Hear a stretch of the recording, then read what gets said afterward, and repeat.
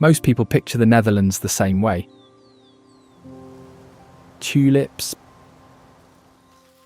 bikes, canals, windmills, flat fields. That's the country everyone knows. But there's another one almost nobody talks about, and it's a lot stranger. There's a village in the middle of the country with no roads at all, not one, where people run errands on silent electric boats called whisper boats. Up near the German border, there's another village built in the shape of a 5-pointed star. Raised during the 80 Years' War and never redrawn since.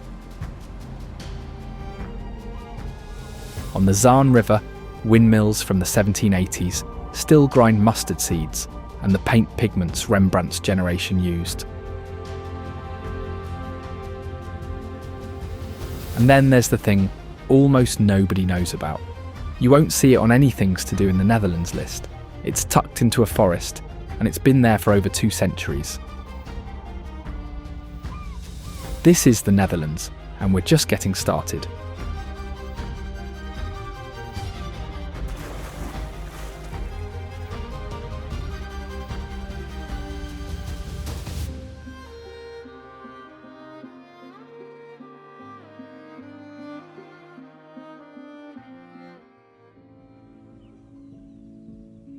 In a region where the land sits several feet below sea level, Kinderdijk was built.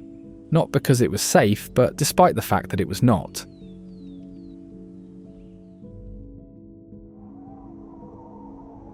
The 19 windmills standing today were built between 1738 and 1740, not as symbols, but as pumps.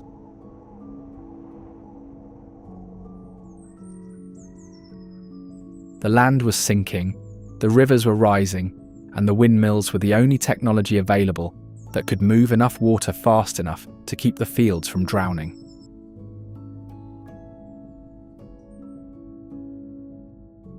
They are the largest concentration of historic windmills in the entire Netherlands because they are 19 standing together in a single landscape, all original, all intact, and all still connected to the water management system they were built for.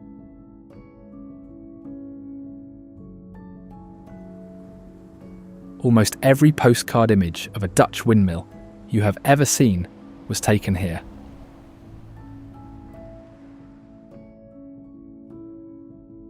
On summer Saturdays, all the water pumps run simultaneously.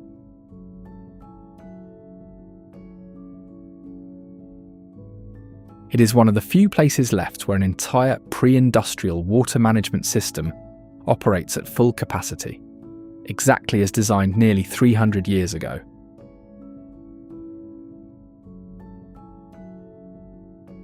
On those flat, open canals of Kinderdijk, it is impossible to miss the great crested grebe and its unique moves.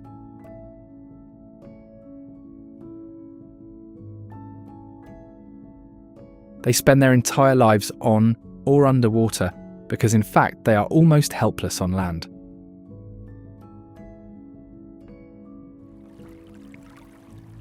Their legs are positioned so far back on their bodies, optimised entirely for diving, that walking is barely possible.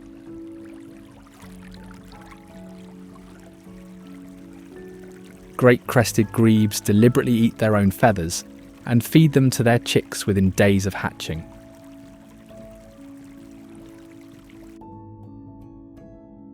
The feathers form a plug in the stomach that traps fish bones before they reach the intestines, building its own internal filter.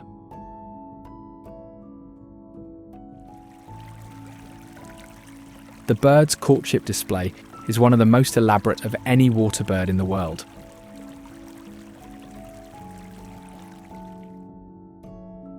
Paired birds face each other, mirror each other's movements, shake their crests, and in the final act, the penguin dance, both birds rear up chest to chest out of the water, presenting each other with beakfuls of weed. It looks choreographed because functionally it is.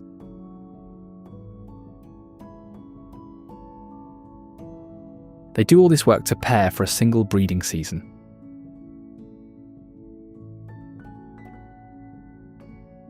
But the pairs that succeed often return to the same stretch of water and reform the bond the following year, running through the full courtship display again as if for the first time.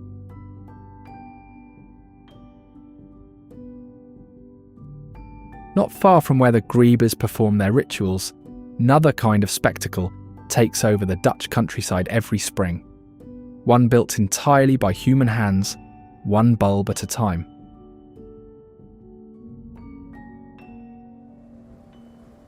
Keukenhof is one of the largest flower gardens on Earth, drawing visitors from over 100 countries each year to see its legendary tulip displays up close.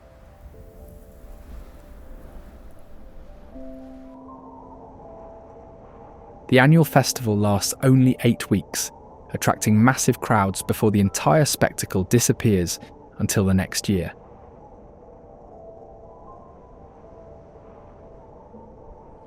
Every autumn, workers hand-plant around 7 million bulbs across the garden's 32 hectares, repeating the process annually since none are left in the ground.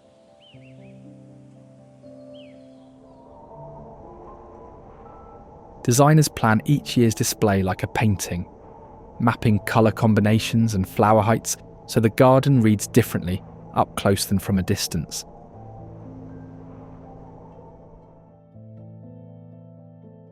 The garden showcases over 800 tulip varieties, from pure white and bold burgundy to nearly black striped, fringed and even parrot-shaped blooms.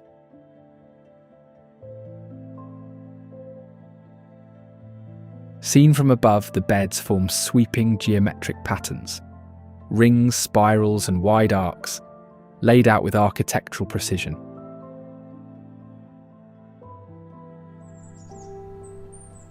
A traditional Dutch windmill, built in 1892 and relocated to the garden in 1975, now stands as one of the most photographed in the country.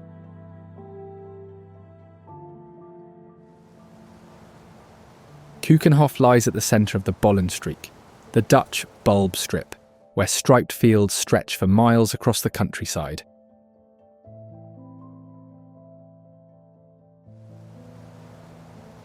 Bus and bike tours connect the gardens to these surrounding fields, allowing visitors to experience the expansive, colour-striped farmland.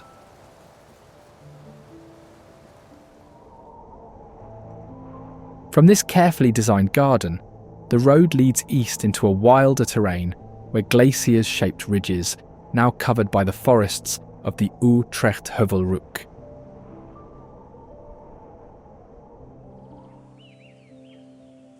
Stretching roughly 50 kilometres from north to south, this ridge forms the second largest continuous forest area in the entire country, yet most people have never heard its name.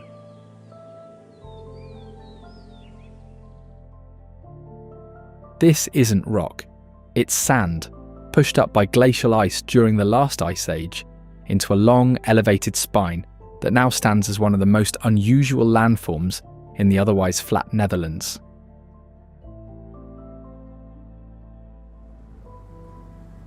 Beneath these trees, the sandy soil drains so quickly that it creates dry, almost desert-like conditions in some areas. A strange contrast to the waterlogged wetlands nearby.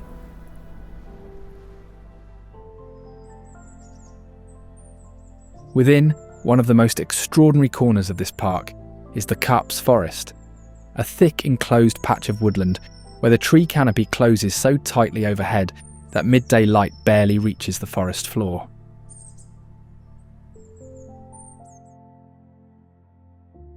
Every autumn, the combination of oak, beech and pine across the ridge adds a vivid layer of seasonal colour, enhancing the forest's already dramatic character.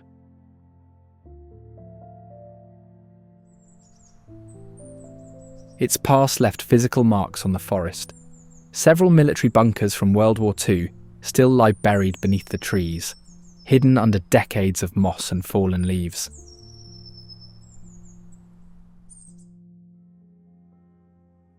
The looping trails and heavy uniform tree cover have a disorienting effect.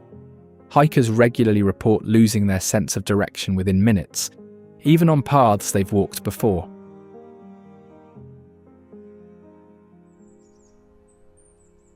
Even this dense forest canopy supports a complex predatory ecosystem, where elusive pine martens move silently through the upper branches with unmatched agility.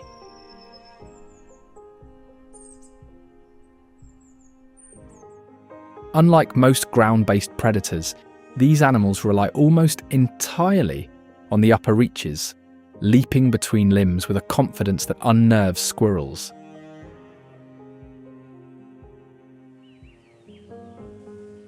Their semi-retractable claws grip bark like a rock climber, allowing them to pivot mid-leap without slowing.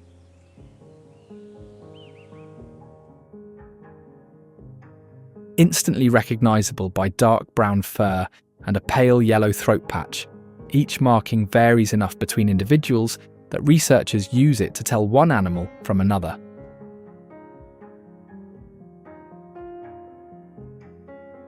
They are opportunistic feeders, consuming almost anything from squirrels, birds, eggs and beetles to berries and the occasional rabbit, whatever the woods provide each day. During mating season, a fertilised egg can stay dormant for months, ensuring cubs arrive only when food and conditions are favourable.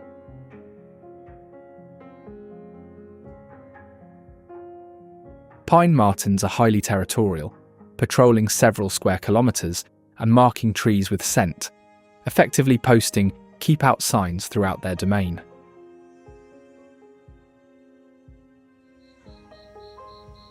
They don't construct dens. Instead, they occupy abandoned drays, hollow trunks or old nests, shifting locations so predators never know where to find them.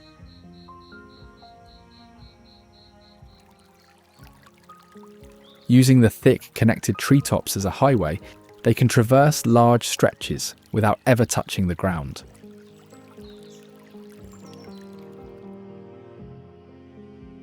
During winter, martens don't hibernate. They slow down, limit patrols, and rely on cached autumn food, hunting only when hungry and leaving occasional tracks in the snow.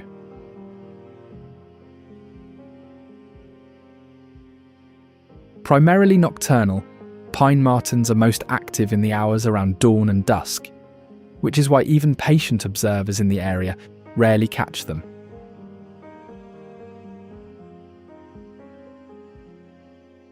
As pine martens rule at night, the forest by day belongs to a different predator. The northern goshawk, a sharp-eyed hunter navigating the treetops with a whole different strategy.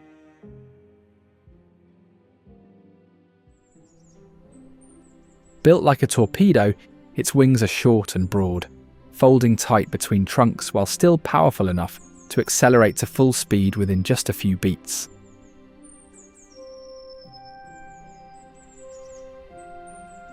Here, it favours the chaos of dense woods, slipping between trees to approach prey before launching a sudden final strike.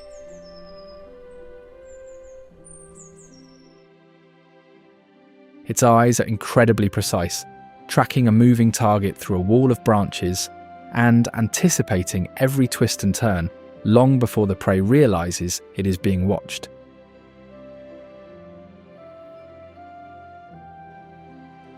This raptor will hunt almost anything it can overpower: pigeons, crows, rabbits, and even other birds of prey, earning a reputation few rivals dare challenge.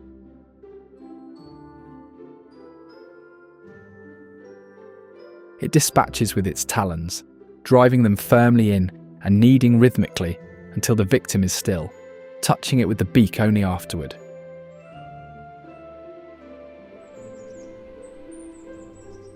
Communication is precise. A goshawk uses distinct calls, a wailing cry for its mate, sharp notes during food transfers, and a loud alarm that carries through the trees.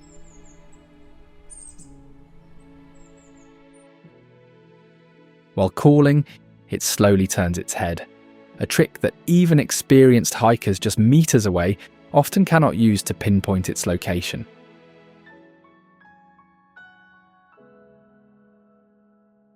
When this hunter finally rests, a quieter, subtler predator takes its place, the tawny owl, perfectly camouflaged against bark, already waiting in the dark for the night shift to begin.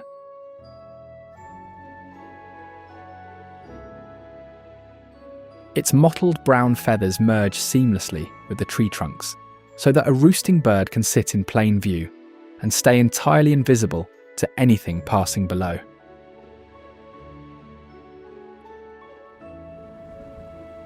Beneath this stillness, its hearing comes alive, precise enough to locate a mouse under leaves in complete darkness, aided by ears set at slightly different heights.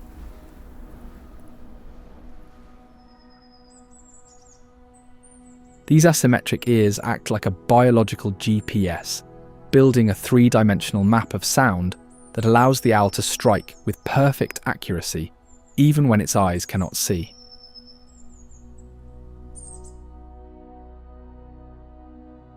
Movement is equally stealthy.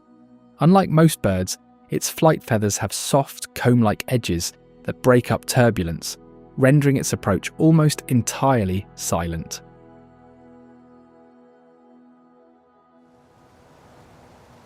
Communication weaves subtly through the night as well.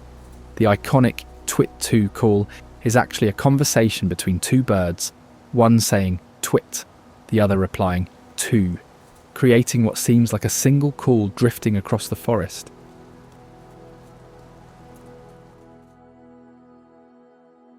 During daylight hours, the owl perches motionless, yet small birds such as blackbirds or jays can unwittingly betray its location with loud, insistent calls.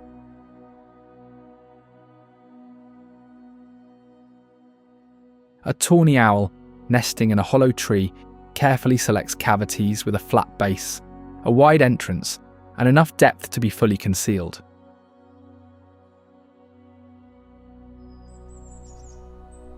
When roosting, it presses flat against the inner bark, with eyes half closed, blending so perfectly with the wood that it becomes nearly invisible, even in broad daylight.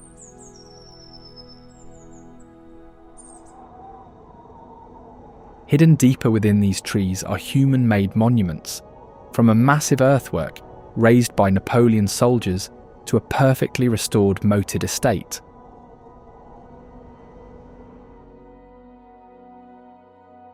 In 1804, French troops camped across this ridge, built a grass-covered pyramid, entirely by hand, using only sand, shovels, and spare time, completing it in just weeks before marching off to war.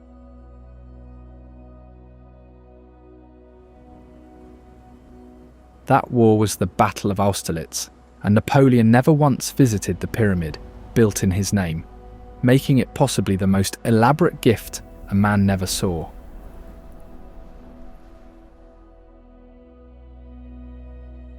At the top sits a stone obelisk, offering an unbroken view across the forested ridge, one of the highest natural viewpoints in a country that is almost entirely flat.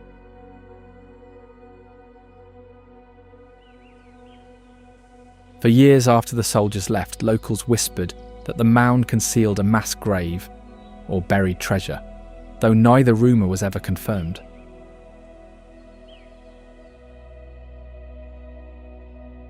The pyramid was quietly neglected for nearly 2 centuries before being restored, surprising hikers today with a full-size pyramid tucked into a Dutch forest.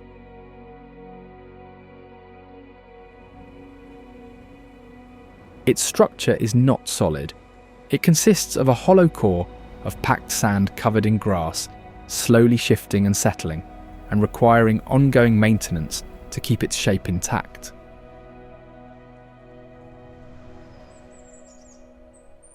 Just beyond it, the forest opens onto Moorsbergen Castle, a perfectly preserved estate whose Dutch Renaissance towers have stood long after the soldiers were forgotten.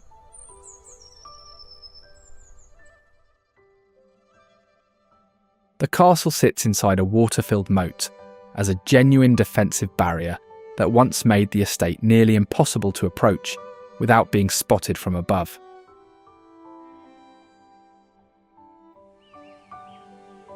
Even the surrounding forest was deliberate. specific tree species were planted to create a private hunting ground and a managed timber supply.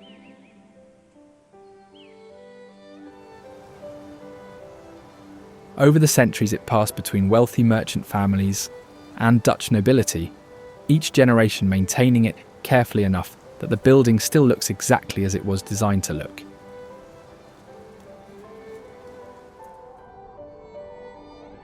Nearby lies a place reshaped by time, water and engineering. Skokland, once an island, then an abandoned village, now dry land reclaimed from the sea.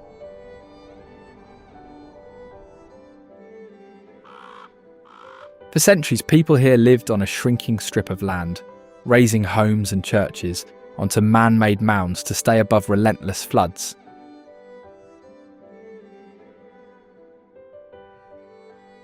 Eventually, conditions became so dangerous that the government evacuated the population, leaving behind empty buildings, buried possessions, and generations of history sealed beneath the water.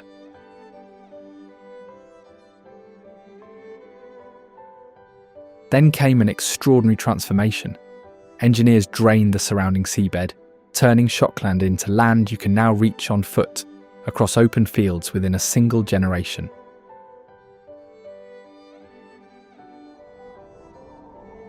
At its centre stands the Enze Kerk, a small, stripped-back church that survived both abandonment and reclamation, now isolated in flat farmland.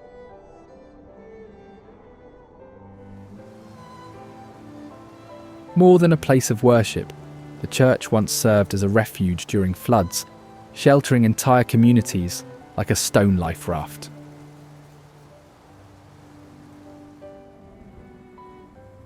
Where Skokland was drained and reshaped, Biesbosch remains untamed, a sprawling maze of rivers, reeds and shifting channels where water still moves freely.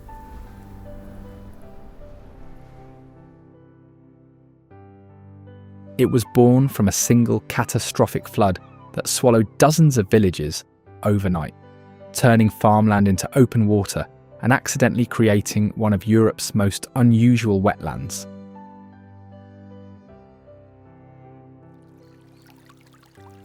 Today it is one of the last freshwater tidal areas on the continent, where water rises and falls twice a day, even though the sea is nowhere in sight.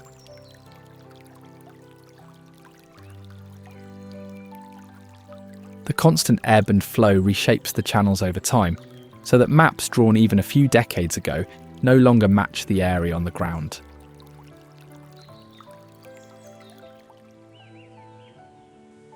Flooded willow forests add to the strangeness, with trees rising from standing water and roots always submerged, forming corridors that feel more like tropical wetlands.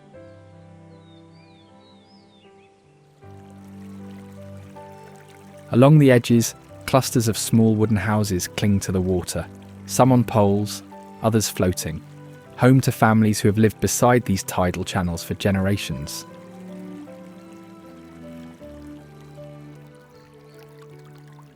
These wetlands are actively shaped and inhabited by a diverse array of wildlife, and among the most industrious residents are the Eurasian beavers, quietly felling willow trees and building lodges along the riverbanks.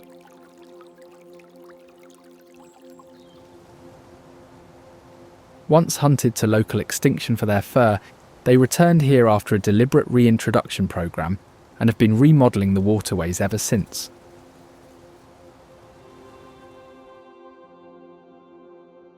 A single beaver can chew through a full-sized willow in under an hour, not to eat it, but to raise water around its lodge and keep the entrance submerged.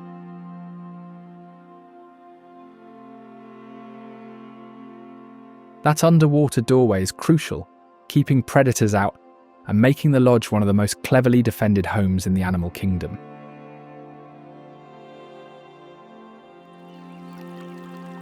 Timber is never wasted. Only the bark and soft shoots are eaten, while the stripped wood is used entirely for construction, so every felled tree serves multiple purposes.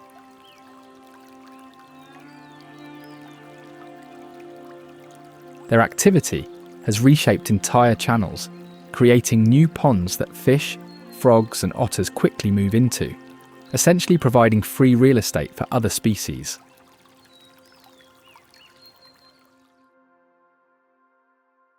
These animals are surprisingly buoyant, with dense, waterlogged fur and fat-laden bodies that let them drift effortlessly, often floating like a piece of bark until stirred by movement below.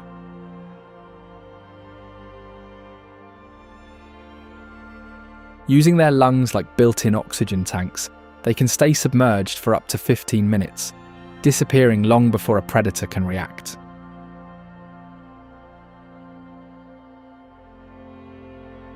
Much of its time is spent grooming, using oil from a tail gland and a split claw on the hind foot to coat the fur, creating a natural wetsuit before each swim.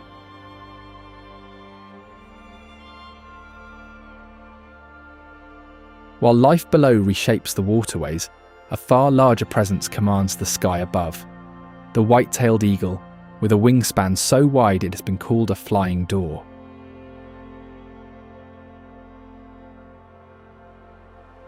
With a wingspan wider than a grown adult lying flat, it is Europe's largest bird of prey, and impossible to mistake once it clears the tree line.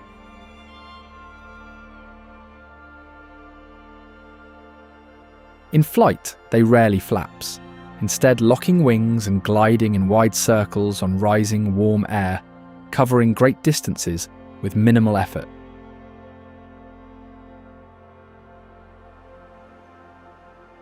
They build their nests in the tallest trees directly above the water, returning to the same site each year and adding fresh material each season.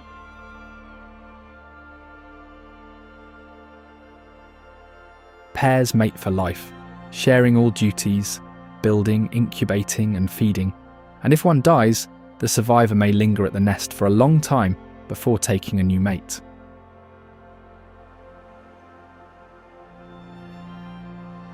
Hunting is a masterclass in precision. The eagle drops from height to snatch fish directly from the surface, barely slowing on impact, and using talons specially textured to grip wet, slippery prey.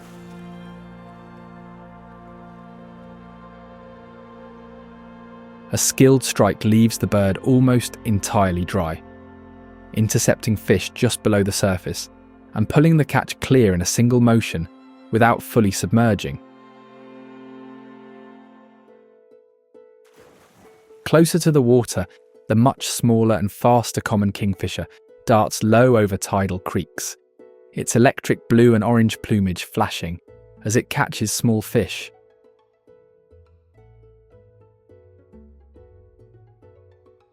That blue is not actually pigment. The feathers contain no dye at all. The colour comes from microscopic structures that scatter light, so a bird in shadow can appear almost brown.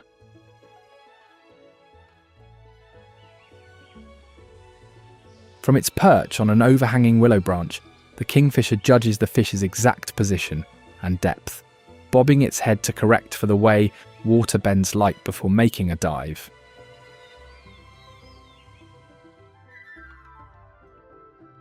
Its eyes have two focus points, one for air and one for water, allowing it to switch instantly mid-dive without losing sight of its target.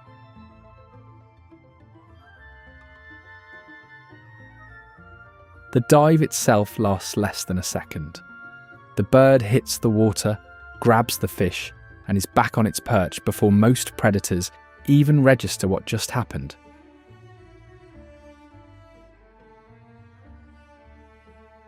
It always carries the fish head first and beats it against the branch several times before swallowing, not out of aggression, but to break the spines and ensure it goes down the right way.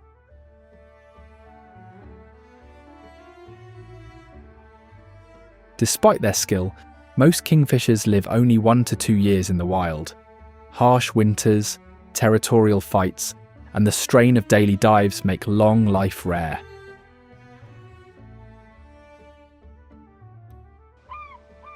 The kingfisher works one small creek at a time, but not far from here, the Wadden hosts millions of birds at once, turning the entire coastline into one of the largest bird gatherings on the planet.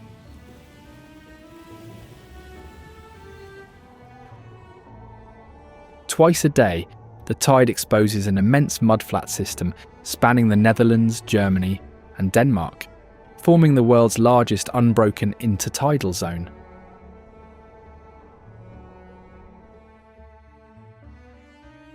Teeming with worms, shellfish, and tiny crustaceans, these flats provide the food that allows migrating birds to double their weight in a few weeks and fuel flights of thousands of kilometres.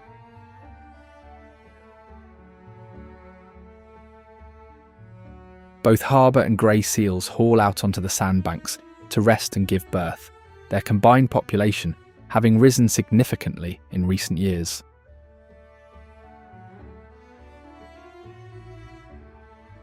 Over the western edge of the coast stands the Texel Lighthouse, one of the country's most recognisable lighthouses, guiding ships through notoriously treacherous waters for generations.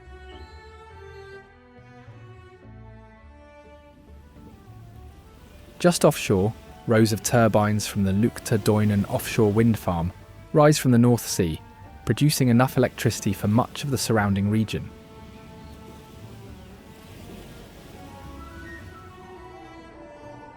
At the eastern edge of the Wadden Zee sits Daar Kikuster, the only bird-watching hut in the country, built outside the protective dikes.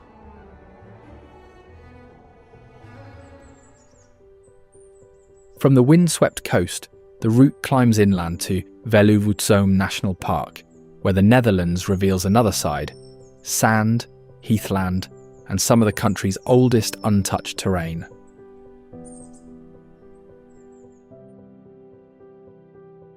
It is the oldest national park in the country, resting on the same glacial sand deposits that formed the Utrechtse Heuvelrug, two ridges with a shared origin but very different character.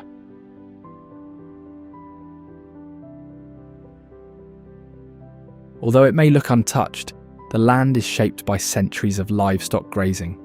Without this management, trees would reclaim the heath within decades.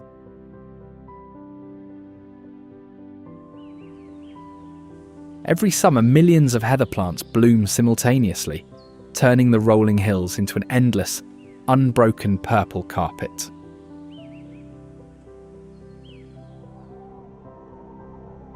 The bloom lasts only a few weeks, and its timing shifts slightly each year.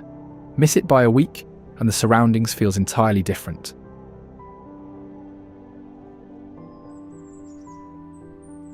From the park's highest point, Postbank, the eye travels across the heathland, taking in unobstructed views with no flat fields, dikes, or other interruptions to the horizon.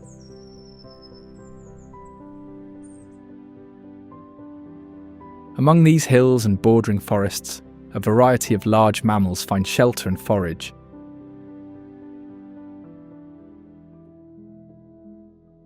During the autumn rut, heavy-antlered red deer gather on the open plains to fiercely compete for mates, their calls carrying across the hills in the cold morning air.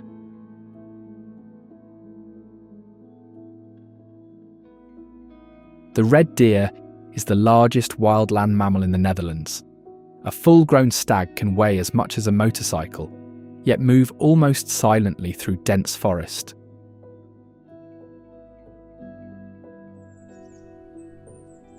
Its antlers grow and shed annually, developing from nothing to over a metre wide in just a few months, which makes them the fastest growing tissue in any mammal.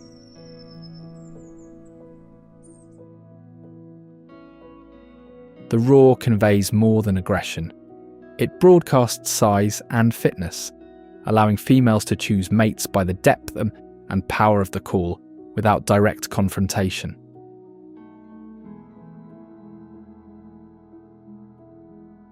When following a female, a stag matches her turns and pace over long stretches, demonstrating endurance before she permits approach.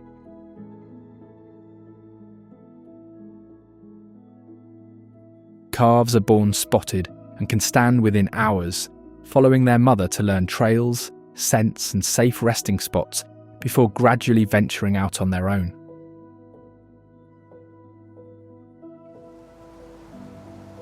Outside the rut, females live in close family groups, mothers, daughters, and sisters, travelling the same seasonal routes year after year, in stable cooperative herds.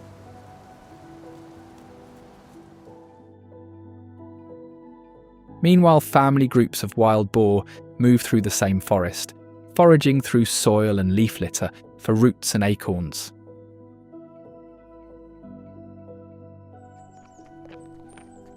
Using their snouts as precise tools, reinforced cartilage at the tip acts like a shovel, allowing them to penetrate even frost-hardened earth.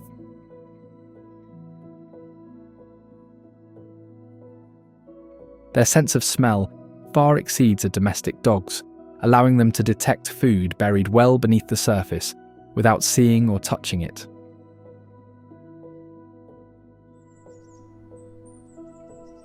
Piglets are born with horizontal stripes that fade after a few months, a camouflage that makes them nearly invisible on the forest floor.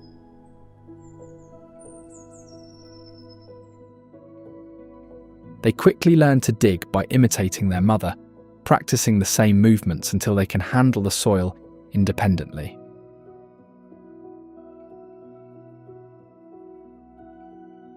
Within months, the young grow rapidly, shedding stripes, doubling in size, and beginning to forage on their own.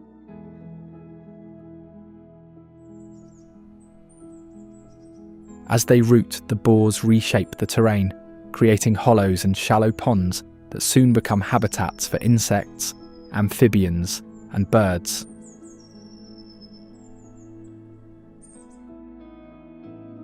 Remarkably, wild boar coexist with red deer on the same forest floor. Deer graze above while boar dig below, allowing both species to flourish side by side.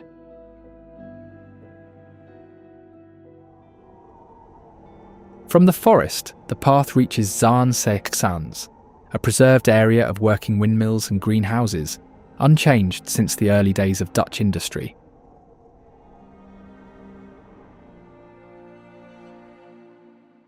The Zaan region was once the world's most industrialised area. Hundreds of windmills along the river sawed timber, ground spices, pressed oil, and made paper, all powered entirely by wind.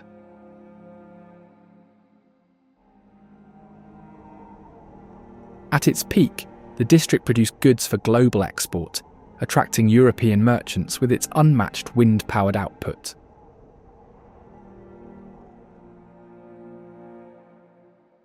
The windmills remain functional, each designed for a specific task, so a timber sawing mill cannot simply grind mustard without modifications.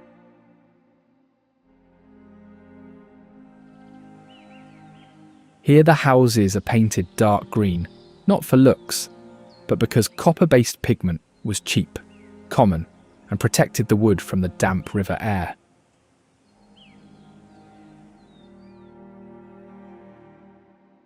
Their front doors are called death doors, were opened only twice, once for a wedding, once to carry out a body.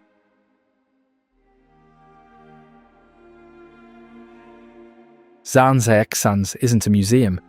Real families lived here, and some houses were relocated from elsewhere in the region, moved plank by plank to preserve the neighbourhood.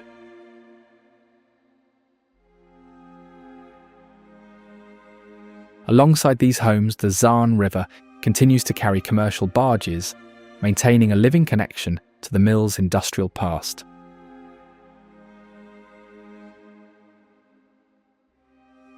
A windmill's cap rotates 360 degrees to face the wind, and inside, a crankshaft converts motion to saw timber, grind grain, or press seeds into oil.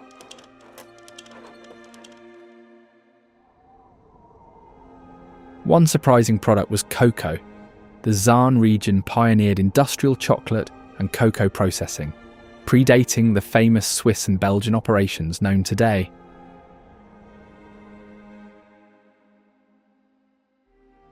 Even today, the scent of chocolate can drift across the air from nearby Zaandam, which still processes cocoa, continuing a 17th century tradition of grinding commercial cocoa beans with windmill power.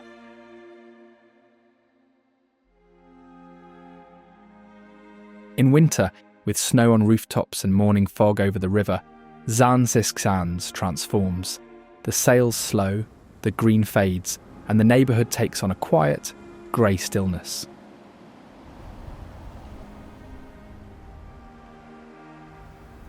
When the canals freeze, street vendors appear on the ice, renting snow boots for skating, a tradition run entirely on the unspoken trust that the ice is safe.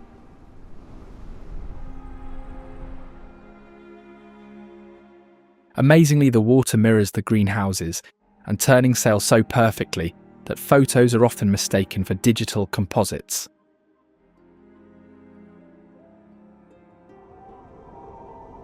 Further east, Oostvaardersplassen, a rewilded reserve in the Veluwe polder, reveals a scene where large grazing animals roam as they might have thousands of years before any mill was built.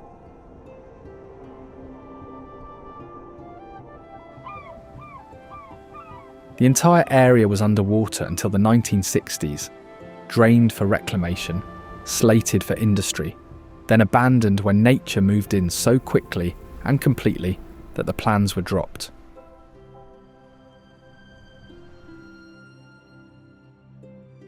From there, nobody planted anything. The reeds, wetlands and wildlife assembled themselves, creating an ecosystem that ecologists hadn't designed and couldn't fully predict.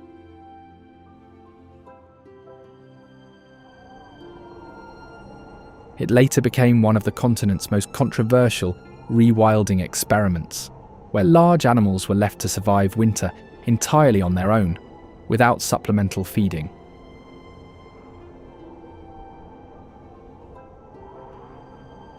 That decision, in turn, split the country. Front-page news, public protests, and ultimately a parliamentary debate over how wild a reserve should be.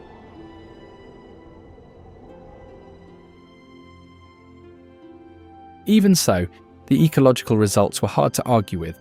The reserve now holds one of Europe's highest densities of top wetland predators and draws large raptors year-round.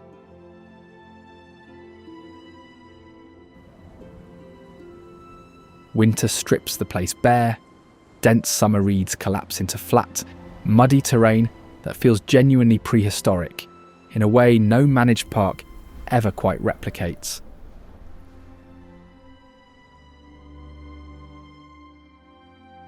To help manage this marshland, hardy semi-feral horses were introduced, well adapted to surviving year-round in the wet environment.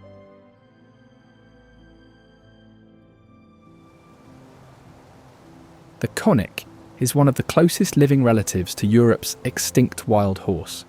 Small, stocky, and built for cold, wet, and exposed terrain.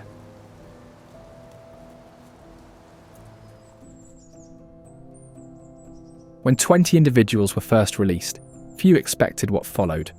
Without predators or culling, their numbers surged past 1,000 within decades, far beyond what the reserve could sustain.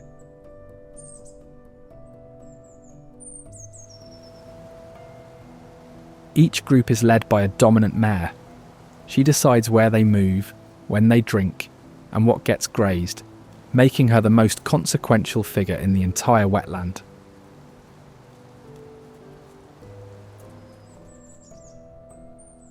Stallions compete through rearing, biting and shoulder barging, but once the hierarchy is settled, the group becomes surprisingly calm and stable almost overnight.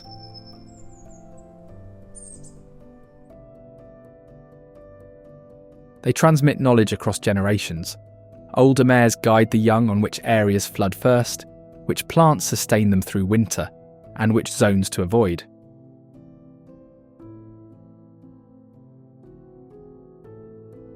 Here, they have formed an internal route system, regular paths between feeding, water and rest that are so consistent that researchers can predict their movements.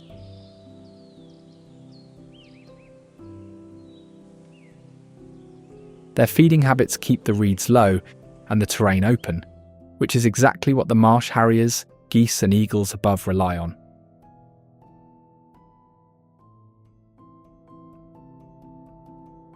From the Netherlands' newest reclaimed lands to one of its oldest structures, Valkenburg Castle has watched over its limestone hill for centuries, where elevations of this kind are rare.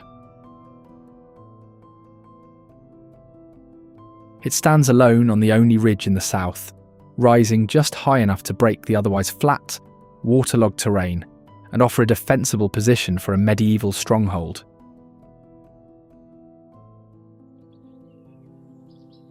The castle wasn't destroyed by an enemy.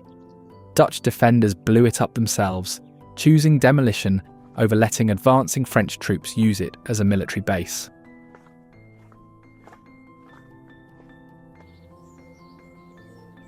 Rather than rebuild, the town simply grew around the rubble. Homes, streets and shops, filling every gap the fallen stones left behind over the following centuries.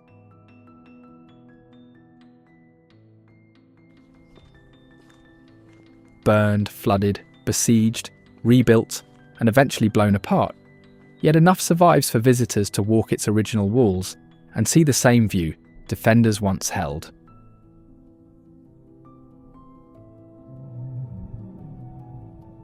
The real surprise isn't above, it's below.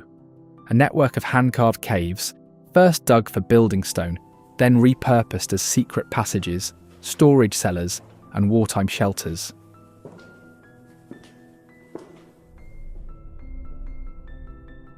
They carved into marl limestone, soft when exposed, but it hardens in open air, so the tunnels effectively preserve themselves once finished.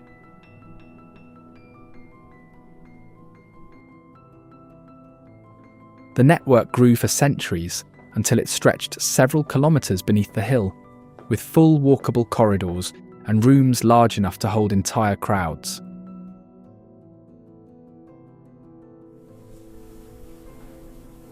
Every wall is covered in carvings, medieval symbols, wartime messages, names scratched by people who simply wanted proof they were there.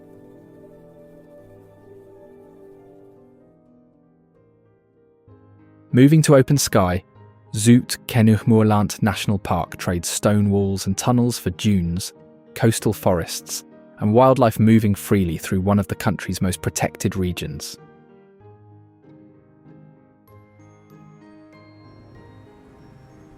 This sandy terrain is more than it appears. Freshwater lakes fill the valleys, wildflowers spread across the slopes, and constant seasonal shift prevents any single species from taking over.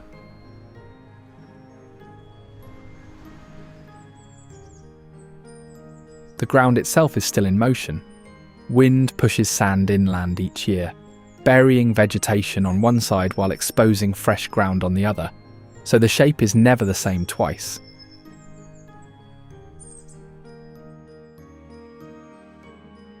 At least 40% of all plants and animals found across the Netherlands live within this single protected area, packed into a space smaller than many city suburbs.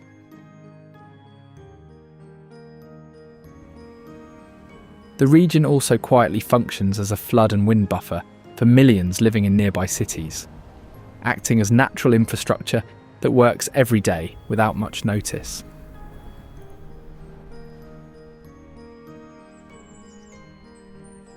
Tucked within it are historic estates absorbed into the reserve. One moment open terrain, the next a grand manor appears without warning.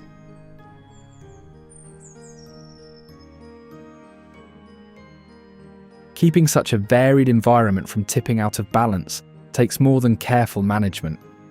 It requires something far larger and harder to argue against.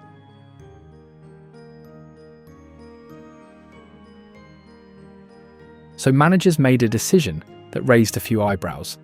They reintroduced one of Europe's largest land animals into the dunes and let it get to work.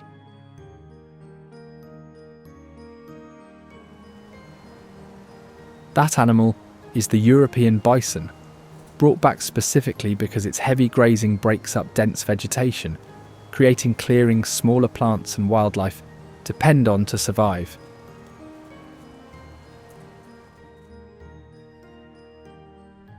Despite being the heaviest land animal in the entire continent, it nearly disappeared forever, driven to extinction in the wild, before a careful breeding program pulled it back from the edge.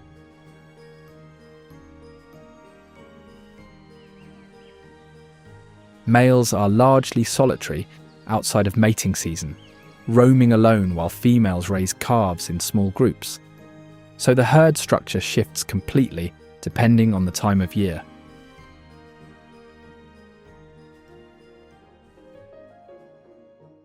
Calves can stand and walk within hours of being born, and the group closes ranks around them immediately, forming a protective wall that most threats quickly avoid.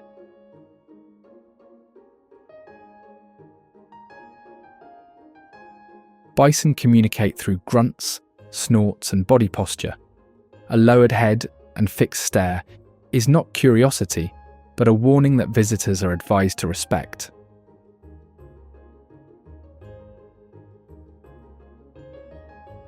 Their thick, shaggy coat is heaviest around the shoulders and neck, acting as natural armour in clashes between males, full-speed charges that can be heard from a distance.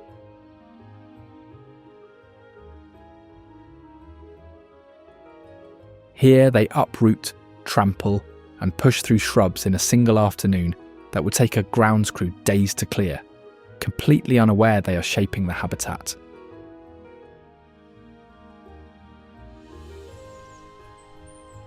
As they pass, hooves churn the sandy soil, leaving behind bare openings where rare dune plants are able to take hold.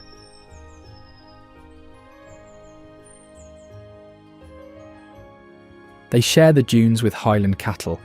Grazing differently, the two species manage vegetation better together than either could alone. An unlikely but effective partnership.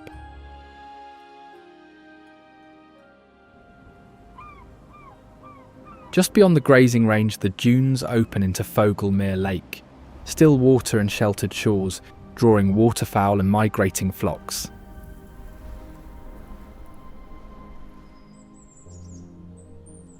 The lake itself didn't always exist. It formed when groundwater levels recovered, after decades of extraction stopped, refilling a space the land had been waiting to reclaim.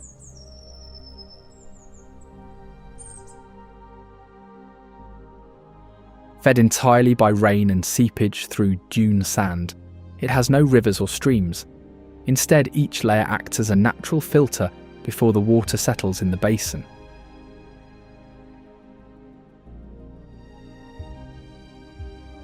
The surrounding dunes block wind from nearly every direction, keeping the surface unusually calm, a rare coastal refuge where birds can rest and feed without constant gusts.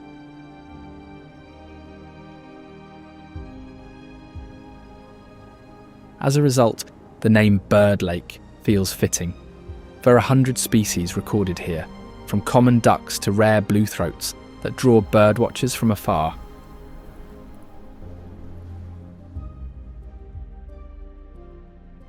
The shallow sandy margins support much of the activity.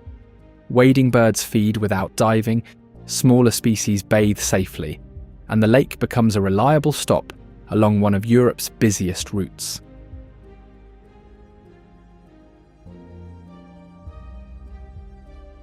In drier months, the level drops, exposing bare sand that becomes fresh ground where certain plants are able to germinate.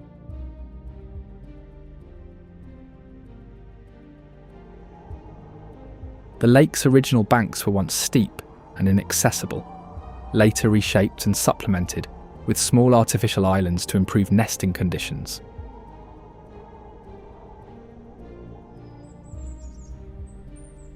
Over time, layers of sediment have accumulated on the lake bed, compressed plants, pollen, and organic matter forming an unintentional record of every environmental shift.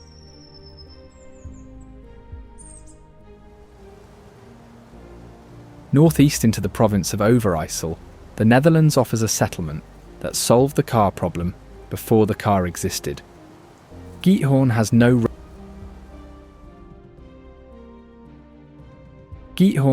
roads through its historic centre, only canals, footbridges, and narrow footpaths connecting the thatched farmhouses that line the waterways.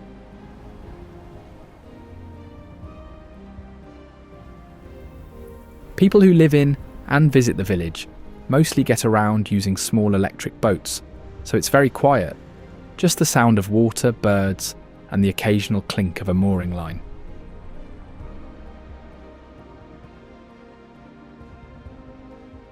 The village was founded in the 13th century by flagellant penitents who were, by most accounts, not expecting to start a famous tourist attraction.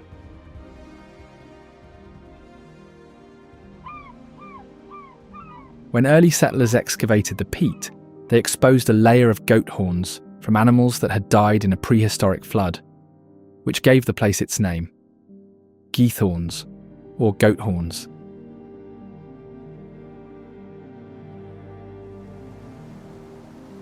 Today, most homes sit on small private islands, linked by more than 180 wooden bridges. Nearly every residence has its own bridge over water.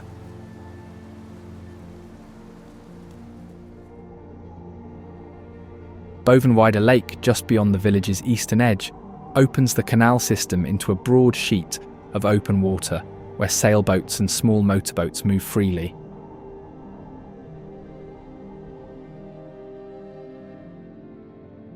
This open water is popular with competitive sailors, as strong winds can build quickly across its surface, creating conditions sharp enough to challenge even experienced crews.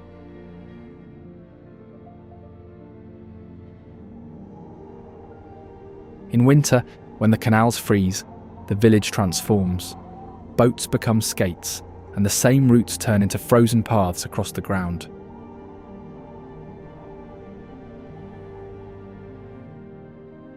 Despite its fairy tale appearance, Giethoorn is fully modern, with broadband kitchens and boat-based deliveries, where everyday life feels both ordinary and entirely distinct.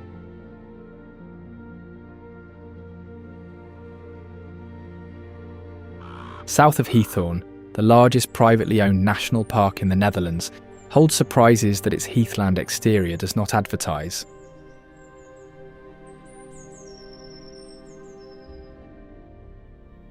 Peaceful as it is just one part of a stranger country. Inland, Hoge Veluwe National Park hides heathlands, dunes, and a world-class museum behind one fence, explored on free white bikes left for anyone to use.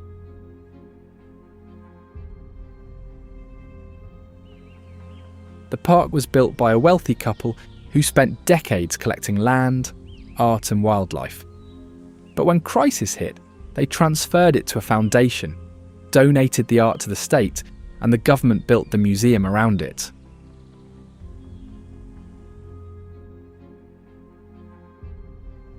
White bicycles are scattered across the park, free to take and leave anywhere, with no locks, registration, or fees.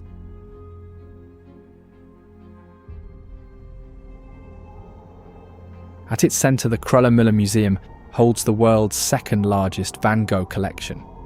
Not in a city, but a mid-open heath, reached only by cycling through a national park.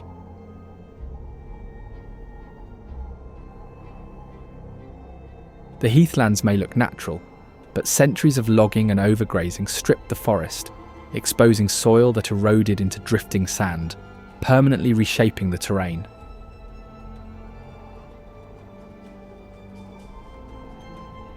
As a result, the sand drifts inside the park aren't prehistoric.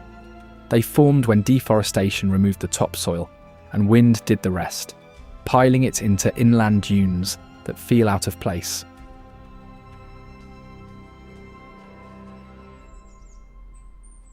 This mix of open heath, drifting sand, and dense woodland has quietly drawn something far more significant: the returning grey wolf, which has found exactly what it was looking for.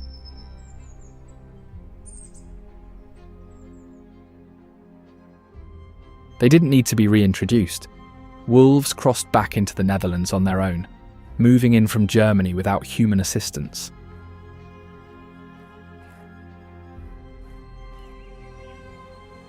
Wolves in the Netherlands have learned to avoid human activity with remarkable precision, moving primarily at night and staying well clear of roads and built-up areas.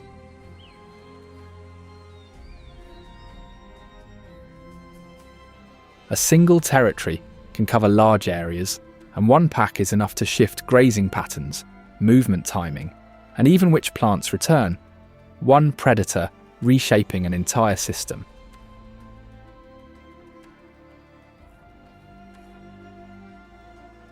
That chain reaction is not theoretical. In Veluwe, they have already pushed mouflon numbers close to collapse, a consequence few anticipated when they reappeared.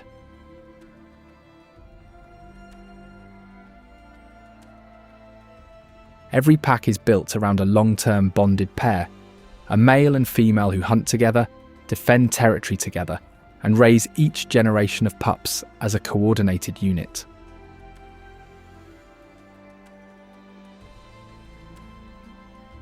The lowest-ranking wolves eat last, sleep on the edges, and are the first to face danger, a strict hierarchy that keeps the group functioning as one cohesive body.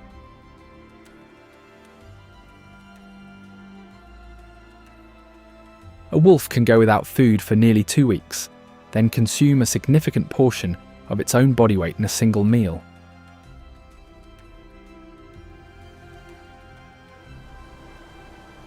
Their howls carry farther than most people expect, and a sound absent from the Netherlands for over a century is now once again part of the night world.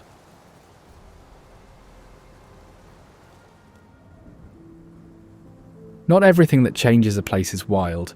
Fort Boar is a perfectly preserved star fortress, every moat and wall engineered with one purpose: to keep enemies out.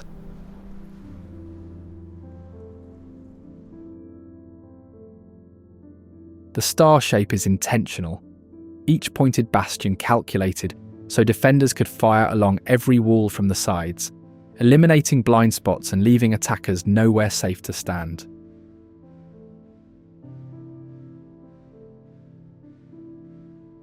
It was built in a swamp on purpose. The surrounding wetlands were as much a weapon as the walls, turning any approach into a slow, exhausting, exposed ordeal.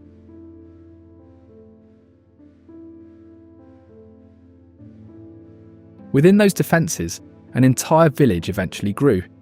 Houses, a church, and a market square, forming everyday life inside what was essentially a designed military stronghold.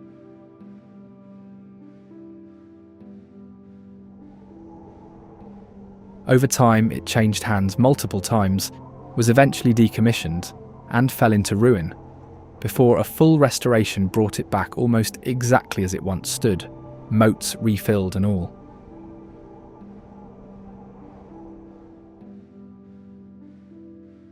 Seen from above, its geometry is so precise it resembles a diagram left behind, a military drawing that became a settlement, and never stopped being both.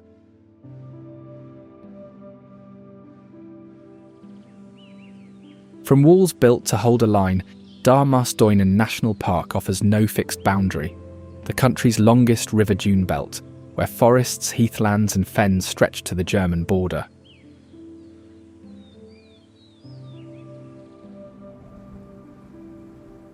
These dunes weren't shaped by the sea. The Maas River built them, carrying sand downstream and stacking it into ridges that rise well above the surrounding flat terrain.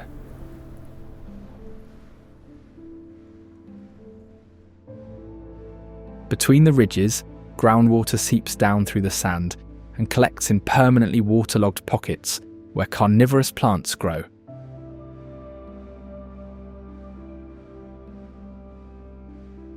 Reindersmeer, the large lake sitting inside the park, was farmland before it was water, deliberately reflooded in the late 20th century.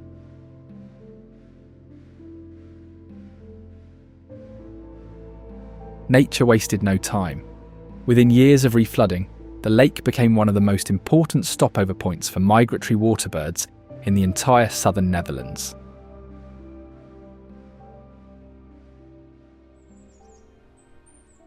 This dry, sandy environment support rare species, including the European nightjar, so perfectly camouflaged you can walk within steps and never know it's there.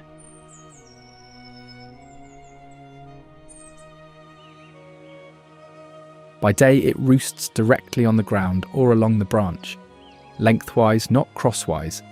Its mottled brown and grey plumage matches dead pine bark so perfectly that it is undetectable.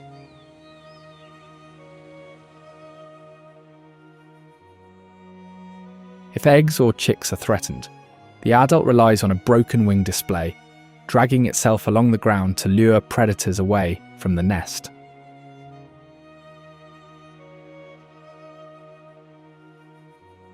At night, everything shifts. It takes flight to pursue moths and beetles, sweeping through darkness with a wide mouth that works like an airborne net.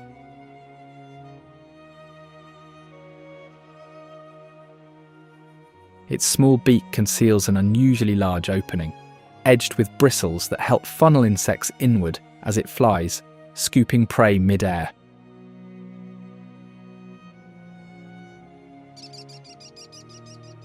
Not every bird here hides. The European stonechat, in fact, does the opposite.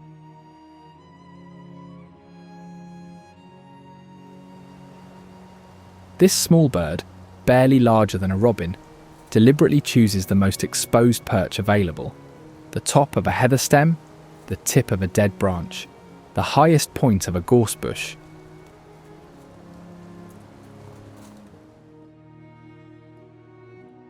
It sits there, in full view, constantly flicking its wings and tail in a restless, twitching motion that draws the eye from 30 metres away.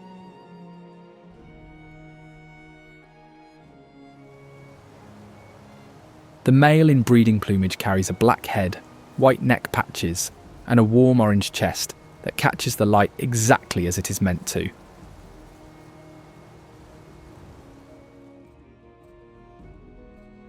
The name comes from its alarm call, a sharp, dry clicking sound that genuinely resembles two small stones being knocked together. And once you know it, you hear it constantly wherever the species lives.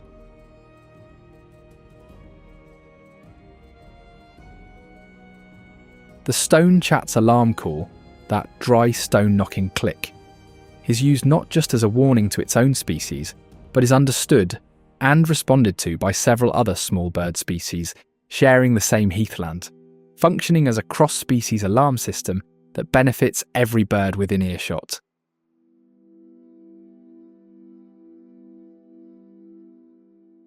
What's wild is that this bird, unlike most insectivores, doesn't migrate far south in winter. Mild Dutch winters are enough for it to stay year-round, hunting invertebrates from those same exposed perches across all 4 seasons.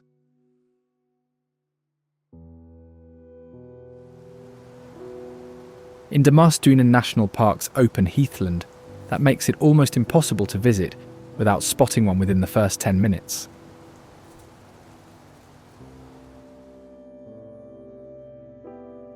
Sharing the same sun-warmed sandy slopes is a reptile that runs an extraordinary seasonal transformation: the sand lizard.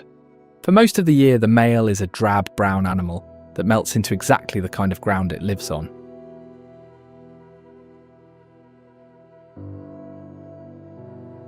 Then spring arrives. Over a few days, breeding males turn a vivid, saturated green, a hormone-driven change so dramatic it's hard to believe it's the same animal.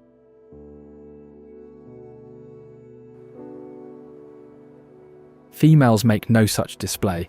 They choose mates based on how intense that green is. After mating, they bury their eggs in south-facing sandy banks, where sun-warmed soil provides all the heat needed. No nest, no parental care, just a sandy slope and reliable sunlight.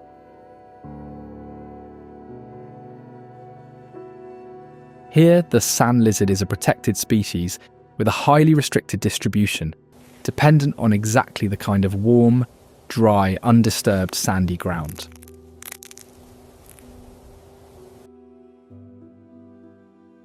The park is one of the few places where south-facing dune ridges along the old river still provide everything these animals need, making the park not a bonus, but essential to their survival.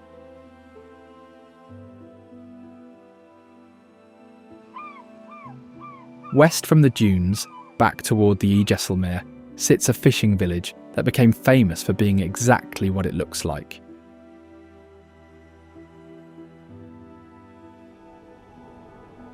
Built on land reclaimed from a filled harbour, Volendam's colourful wooden houses sit on ground that was carved out of wetlands, one small patch at a time.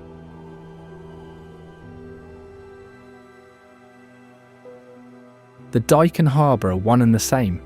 Main Street, fish stalls, cafes and boats all line a single waterfront wall that has held back the sea for centuries.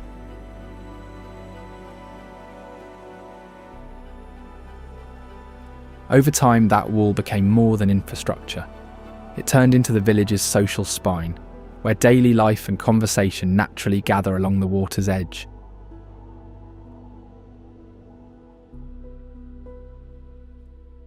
Centuries of fishing life and isolation behind the dyke shaped a distinct dialect, food traditions, and a tightly knit community where outsiders rarely married in well into the 20th century.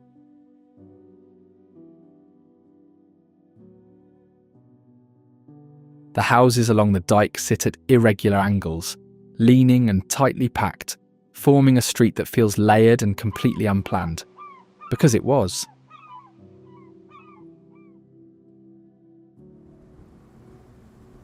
Behind the waterfront, narrow lanes wind through the older fishing quarter, so tightly packed that locals simply call it the maze, and visitors regularly prove the name accurate.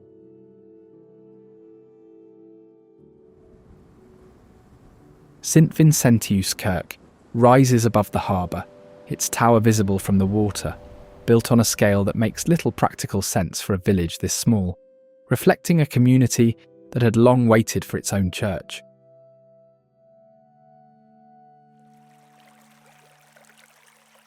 The harbour still holds working historical sailing ships, alongside fish stalls, with little changed in over a century. Fresh herring still sold just steps from where boats have always docked.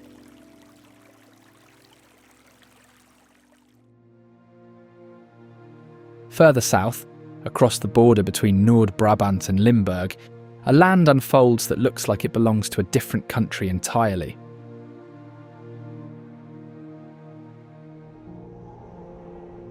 De Groot Peel is a raised peat bog formed from layers of sphagnum moss that slowly built upward over time, holding rainwater in a dense sponge-like mass of organic matter.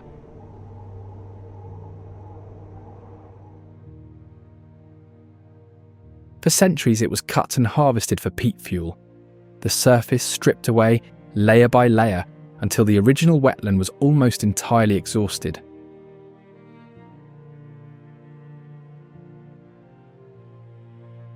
What remains today is a restored reserve, shaped from the fragments of that former expanse of bog and open water.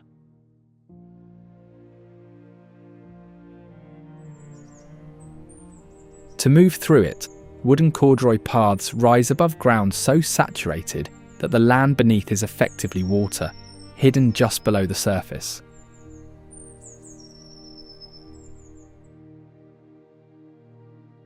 One of its central pools, Lake Arnott Elfde, formed in an old peat-cutting trench and is now a key open water refuge for birds in southern Netherlands.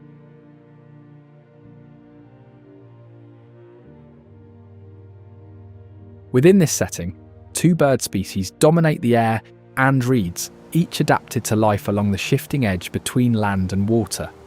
One of them is the short-eared owl.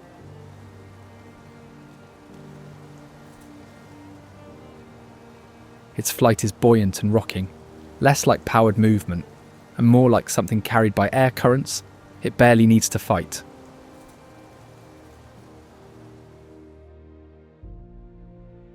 Hunting is done entirely by sound, using a facial disc that funnels noise to asymmetrical ears for precise 3D targeting, enough to detect a vole moving under grass from a distance.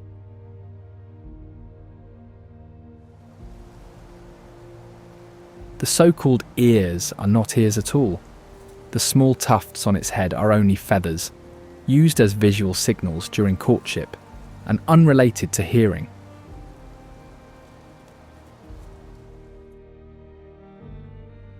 In winter, short-eared owl populations across Europe are nomadic, following vole eruptions and appearing in large numbers wherever prey peaks.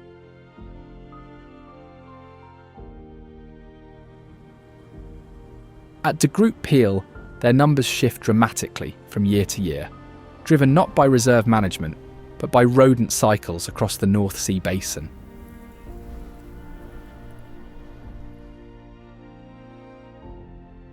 When conditions align, several birds can be seen hunting at once over the open bog in late afternoon light, crossing each other's flight paths in slow tilting arcs.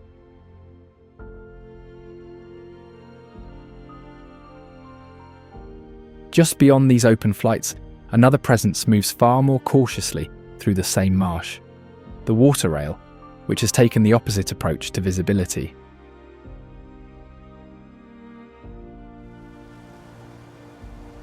Hidden within the reed beds, it lives entirely in the densest cover, moving through the stems on laterally compressed feet.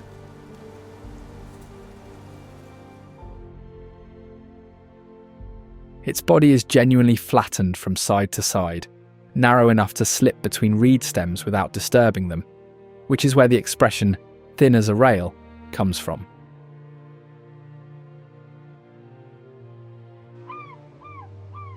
When it leaves cover, it can swim short distances, but prefers to wade, probing its long red bill into mud and shallow water to locate worms, leeches, and freshwater crustaceans.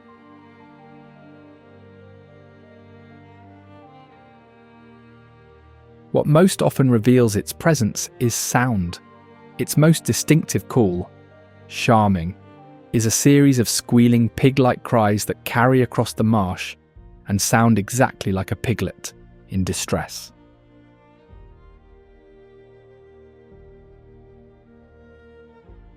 Hearing it for the first time from well within a reed bed at dusk, with no visual reference and no expectation, it takes a genuine moment to accept that a bird is making that noise.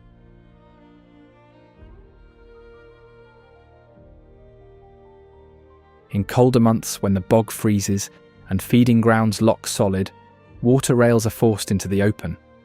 One of the rare moments this usually hidden bird can be seen in full view, clearly unimpressed.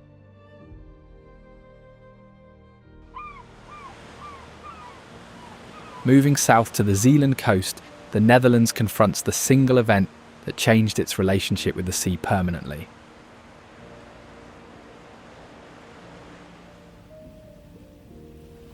On a single night, a combination of spring tide and North Sea storm surge overwhelmed the coastal defences of the southwestern part of the country. More than thousands of people drowned, tens of thousands were evacuated, and entire polders flooded within hours.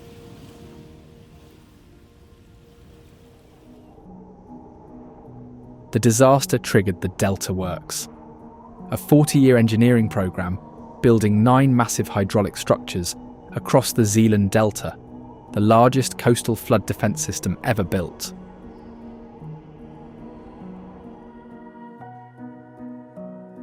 At its centre stands the Oosterschelde-Keiring, a barrier across the eastern Scheldt estuary with steel gates that remain open in normal conditions and can close within 75 minutes when storm surges threaten.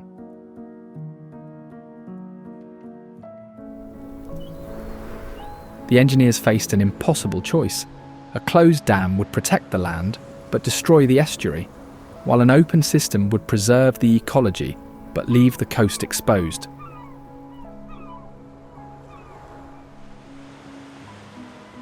In practice, the gates have only been closed a handful of times since completion.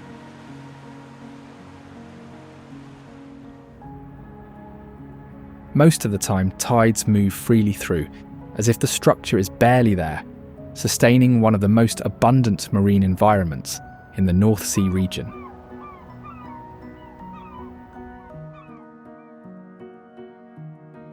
And northeast, in the province of Overijssel, a different kind of water world unfolds.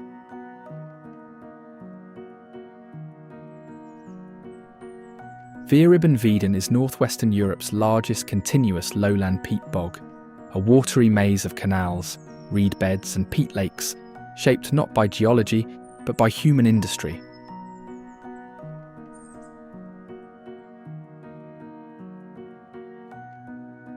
For centuries, peat fueled the Dutch Republic, and workers cut a grid of trenches that filled with groundwater and slowly expanded into today's interconnected lake system.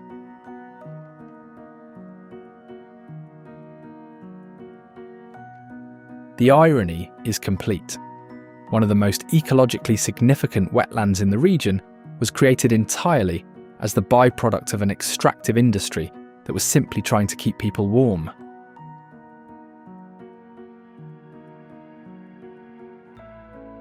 More than 186 miles of waterways thread through the park, meaning the only practical way to explore large sections of it is by boat.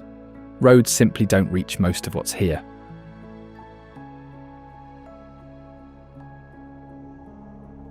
Peat continues to form here today, accumulating at a rate so slow it is essentially invisible. But the process that created this entire area is still quietly happening beneath the waterline.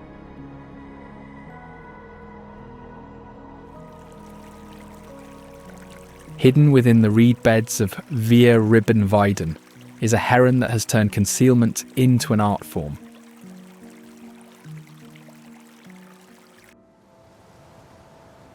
The purple heron is slimmer and darker than the familiar grey heron, its neck carrying longitudinal stripes of chestnut, black and cream that align vertically with the reed stems around it.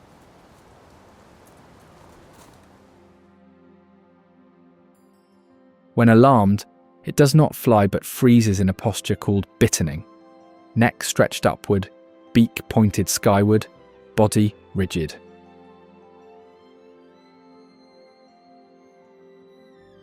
In that moment, its vertical stripes disappear into the reeds so completely that even experienced birdwatchers can lose sight of it.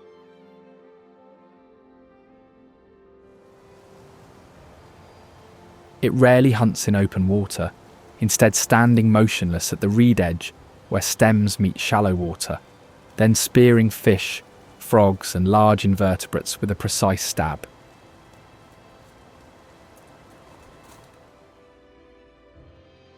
It arrives from West Africa each April and leaves in August, a 4-month residency spent nesting colonially in the deepest reed beds, raising chicks and retreating, before autumn empties the park.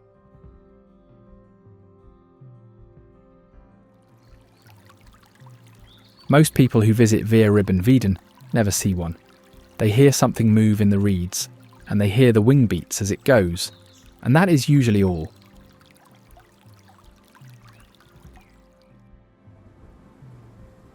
West of Utrecht, one of the most unexpected regions in the central Netherlands, sits behind a military fence.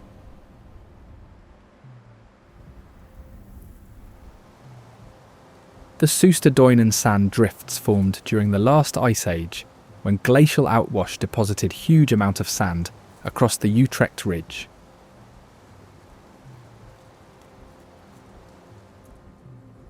Over time, these dunes became so large and mobile that they buried farmland and blocked roads for centuries, until Scots pine plantings finally stabilised them.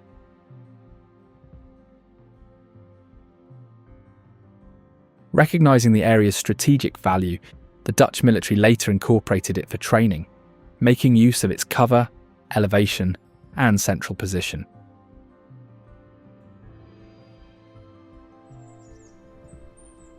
As a result, large sections remain restricted today, which has unintentionally preserved the ecosystem inside. No agriculture, no development, no managed recreation.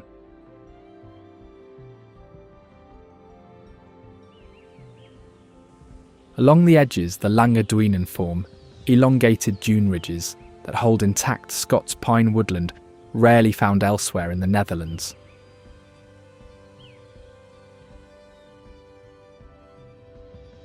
Within this old, dense and largely undisturbed forest, a small bird persists that rarely ventures beyond this forest. The crested tit is defined by a single feature that makes it unmistakable: a pointed black and white crest rising from its crown, giving it a permanently surprised expression.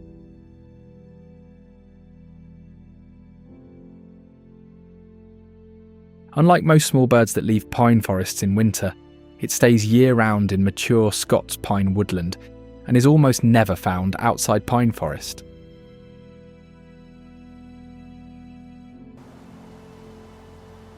In summer it hunts invertebrates from bark surfaces, and in autumn it caches food, wedging pine seeds and moth larvae into bark crevices and under lichen, then retrieving hidden stores from memory through winter.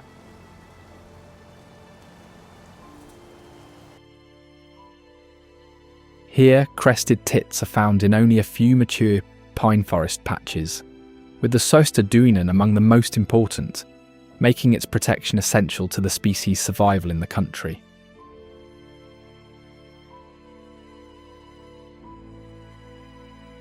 The crested tit survives by knowing exactly where it belongs, and nearby, Naarden was built on the same principle, a precisely designed town that has barely changed in centuries.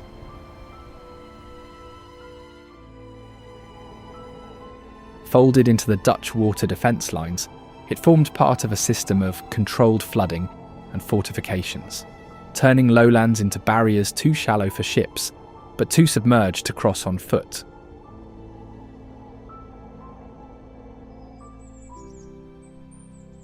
From above, Naarden resolves into one of Europe's best preserved star fortifications, a precise geometry of 6 bastions, ramparts and water-filled moats that looks almost abstract from the air.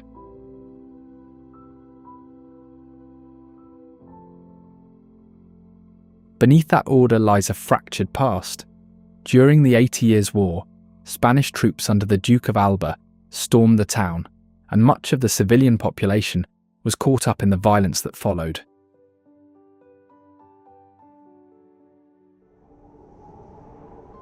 Inside the walls, the old city hall still anchors the main square, its Dutch Renaissance facade unchanged since it was first built, a surprisingly intact piece of civic architecture sitting quietly at the centre of a military town.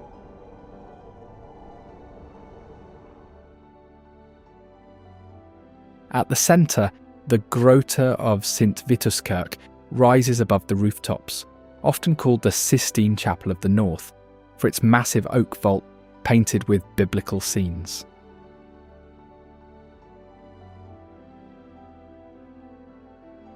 Dozens of painted panels remain in place above the nave, preserved through centuries of conflict and weather, holding the interior almost entirely intact.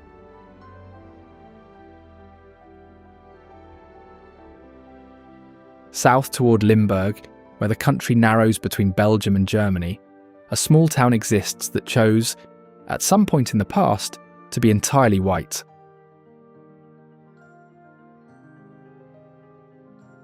Thorn, the White Village, is a near entirely whitewashed settlement of cobbled lanes and plastered facades that was once an independent principality ruled by an abbess.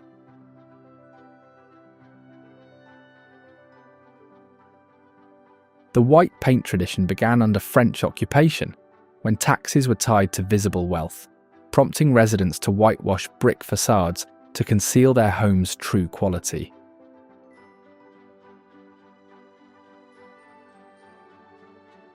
This collective act of fiscal camouflage outlasted the tax system and became the town's defining visual identity.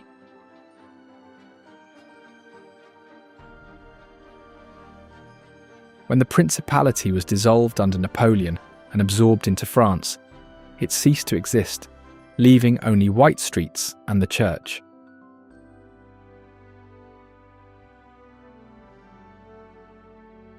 Dominating Thorn's skyline is the abbey church of Sint Michaelskerk, a broad late Gothic structure whose exterior gives almost no indication of what the interior contains.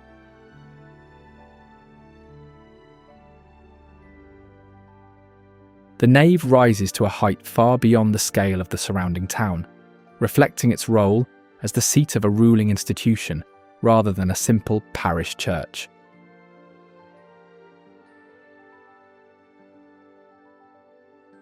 Tombs of the canonesses who governed Thorn for centuries line the floor and walls, their stone effigies marking names and periods of rule.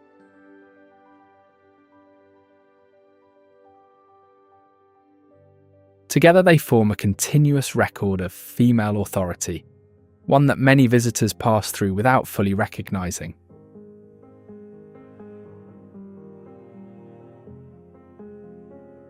In a town of just a few hundred people, the church preserves a more complete record of women in political leadership than many national archives.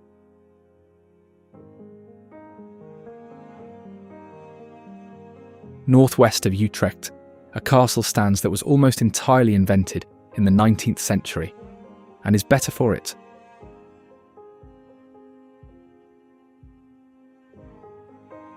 By the late 1880s, the original medieval De Haar castle had fallen into ruin, its walls crumbling, its towers collapsed, and its moat silted.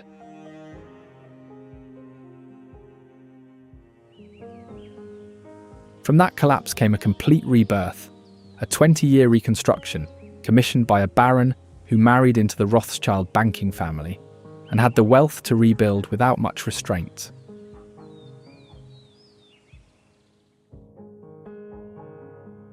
The architect of Amsterdam's Rijksmuseum and Central Station rebuilt De Haar in neo-Gothic style, adding a model village for estate workers after the original stood where the formal gardens were planned.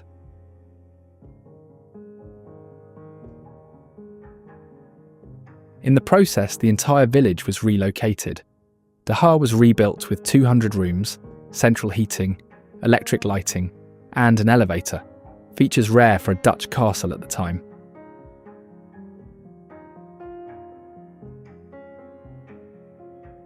Over the decades, it became a retreat for the Van Zuylen family's social circle, later hosting guests such as Coco Chanel during its mid-20th century jet-set era.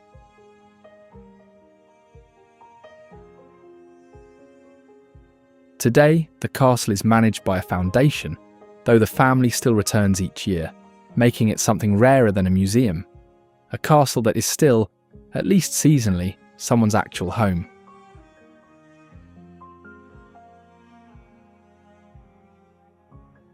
Further east, where the Vecht River meets the Markermeer, a perfectly square medieval castle sits on a small island within its own moat, its 4 round towers reflected in still water.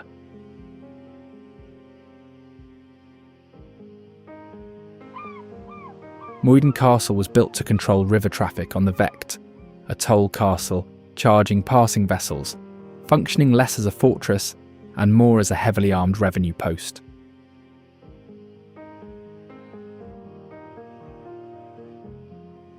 The count who built it was one of the most powerful rulers in the region, and was later taken from a hunting trip by rival nobles, brought back to the castle, and met his end inside its walls.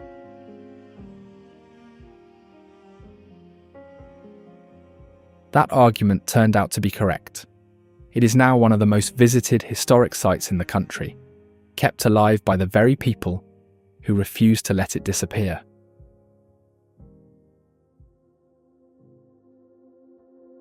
It is one of the few medieval castles in Europe where the original walls, drawbridge, and Great Hall are still intact. What you walk through today is the real structure, not a reconstruction.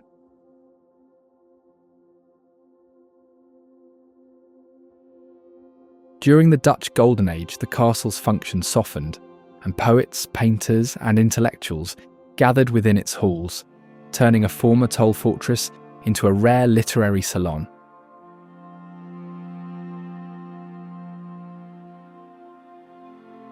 Even its defences remain authentic. The moat is not decorative, but the original water barrier, still filled and encircling the castle, with the drawbridge as the sole entry as designed.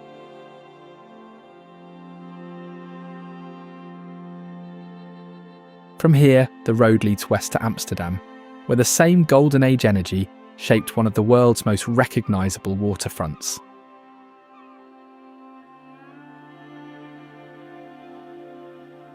Once a swamp, the city was stabilised by engineers driving millions of wooden piles into the soft ground, forming a foundation that still holds much of it in place today.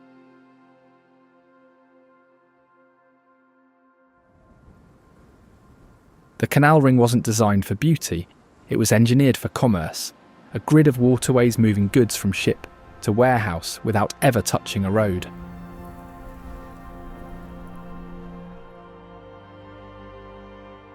Out of that system came the narrow canal houses, not as a style, but as a tax workaround.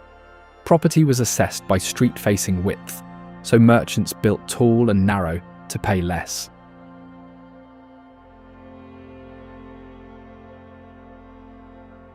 Structurally, many of those houses leaned forward on purpose. Goods were hoisted to upper floors by pulley, and the tilt kept loads from swinging back into the windows.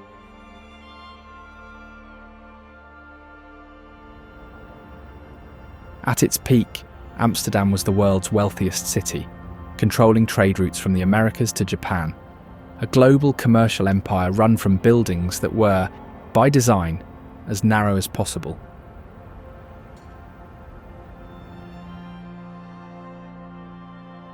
Later recognition came in the form of UNESCO World Heritage status, awarded not as preservation of a relic, but of a living urban system still functioning, largely as it was originally planned.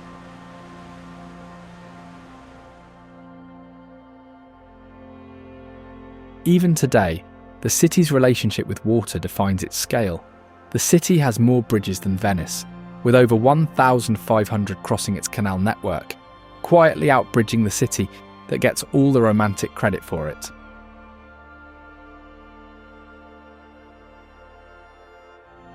Life above those waterways is just as distinctive, with more bicycles than residents, over 300 miles of dedicated bike lanes making cycling less a choice than the default way of moving through the city.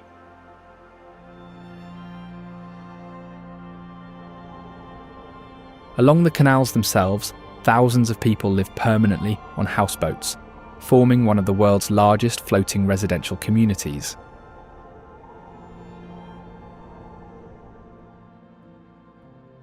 Beyond the canal houses, the city softens into Vondelpark, a stretch of green where the city that built its fortune on trade gave space back to people and wildlife.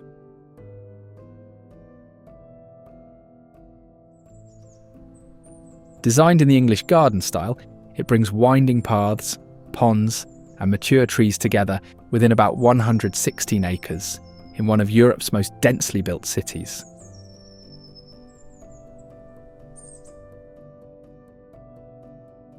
Despite drawing millions of visitors each year, it rarely feels crowded, as if the space expands to absorb the movement within it.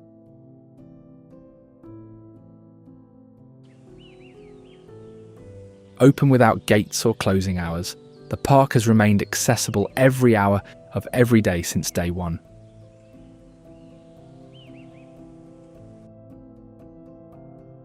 Locals use it less like a formal park and more like a shared backyard, cooking, sleeping, playing music, and celebrating birthdays on the grass with everyday ease.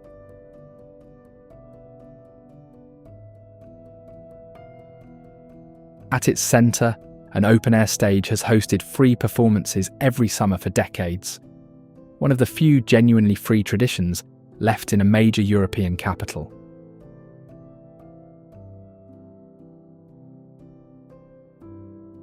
Beneath that human rhythm, ponds and canopy shelter a quieter layer of urban wildlife. Herons, coots and mute swans nesting just metres from cafes and cycling paths.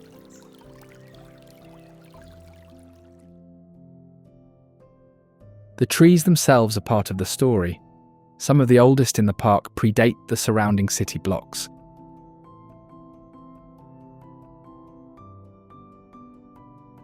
And somewhere above the tree line, flashes of bright colours cut through the branches, a non-native species that arrived uninvited and simply refused to leave.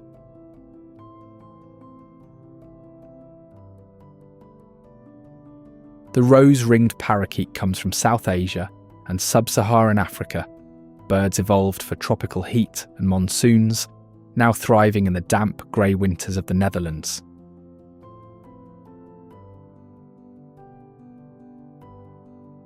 Nobody planned this. Escaped and released pet birds gradually found each other, formed flocks, and decided Amsterdam suited them just fine.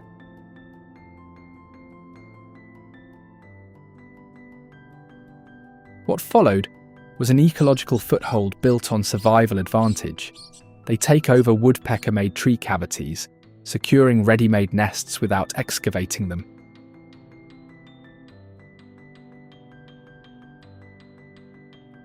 Competition is direct and often aggressive. They displace native birds such as nuthatches and starlings from nesting holes, holding onto prime sites once they've claimed them.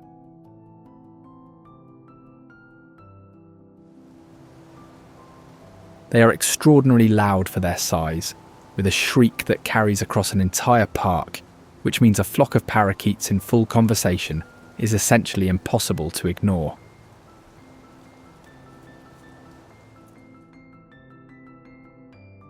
Socially, they are highly adaptive, recognizing individual humans, remembering faces, and adjusting their behavior based on repeated encounters.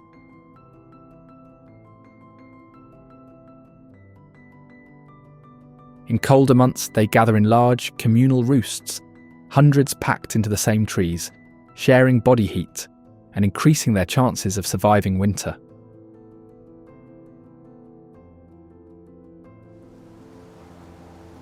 Pair bonds are long-term and persistent. Bonded birds stay close throughout the year, preening, roosting together, and calling to locate one another within the flock.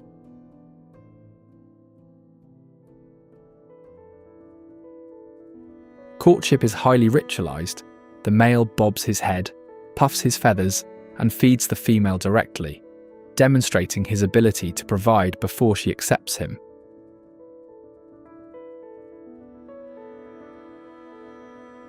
Once paired, the female incubates the eggs alone, while the male feeds her at the nest. After hatching, both parents feed the chicks, with the female staying and the male ranging further.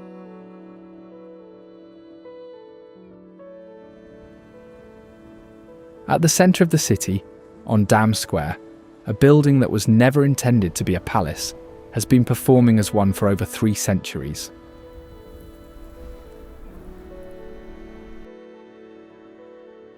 It was built as a city hall, a statement of civic power from a city so wealthy it constructed the building entirely from stone, in a country where almost everything was built from brick.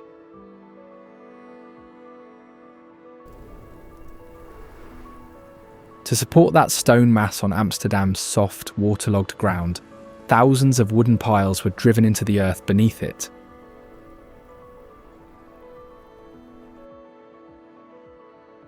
It became a palace by force rather than accident. When Napoleon made his brother King of Holland, the city hall was seized and converted into a royal residence, and the city never got it back as a town hall again.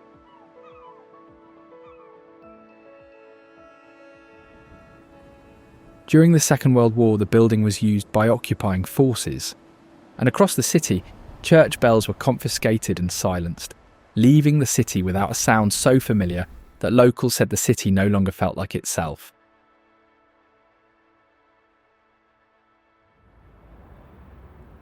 The Dutch royal family still uses it for official functions, so it is both a working palace, a national museum, and a public building anyone can walk through on a quiet day.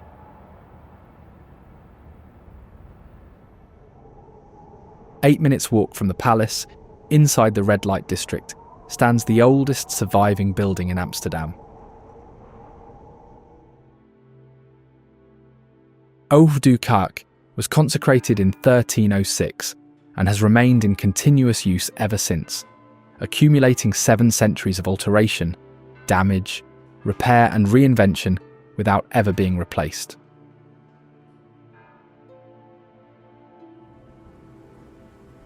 It predates the city around it.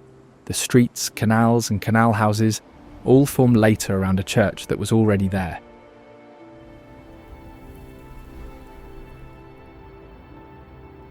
Its Gothic tower rises above the canals, its bells marking the hour over a district that is both its most medieval and most controversial.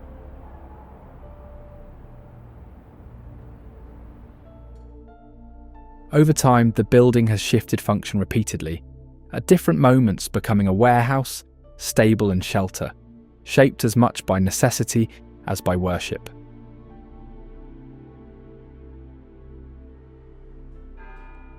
Today it hosts art exhibitions, concerts and events that often engage directly with the neighbourhood outside, one of the few institutions that leans into its surroundings instead of ignoring them.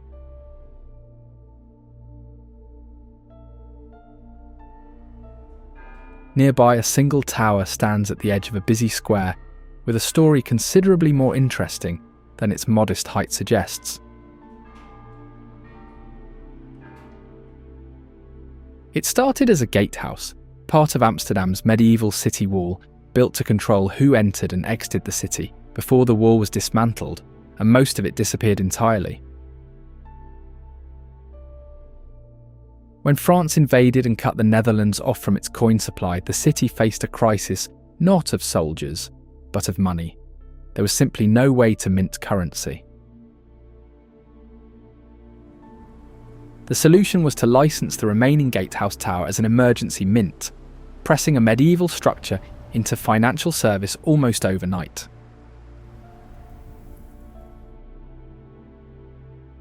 It operated for less than a year before normal supply resumed, but the improvisation permanently changed its name to Munttoren, or Coin Tower.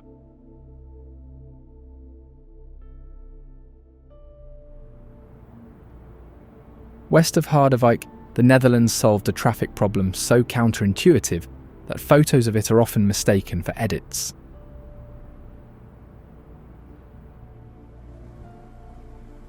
It carries a navigable waterway over a busy highway, so boats pass above cars and drivers move beneath the water, separated only by a thin concrete channel.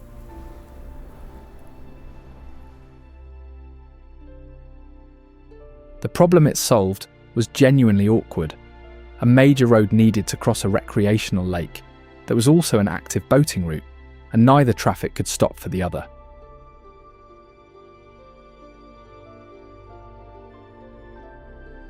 The Dutch solution was to simply stack them, road underneath, water on top, and build it so cleanly that the whole thing looks less like an engineering structure and more like a special effect.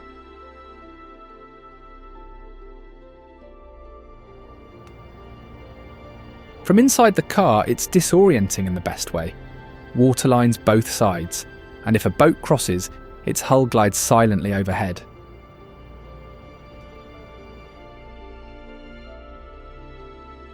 It isn't large by engineering standards, which makes it stranger.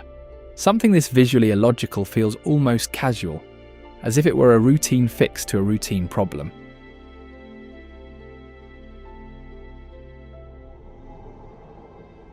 That same confidence peaks further south in Rotterdam, a city that didn't inherit its skyline but invented it, rebuilding its centre from scratch and using the chance to try what no one else had.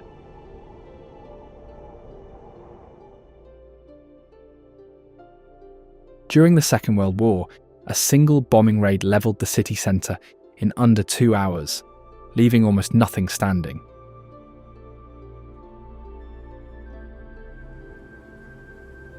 Rather than restore what was lost, the city chose to treat the devastation as a blank page and rebuild from scratch.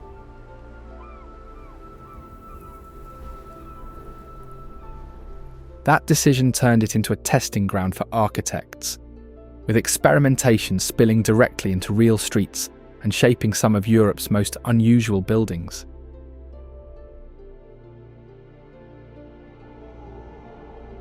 Today, its port handles more cargo than any other in the continent, anchoring the city's identity as much as its skyline.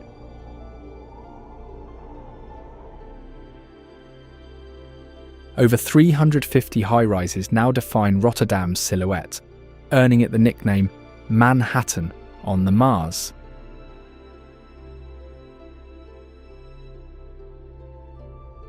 It has a floating neighbourhood, homes built on water that rise and fall with the tides, accepting that the water isn't going away.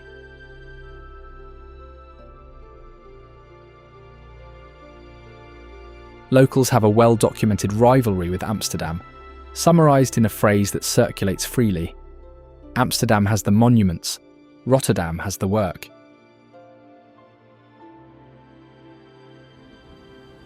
And at the edge of this modern city stands one survivor, a heavy Gothic church that predates Rotterdam itself and still stands today.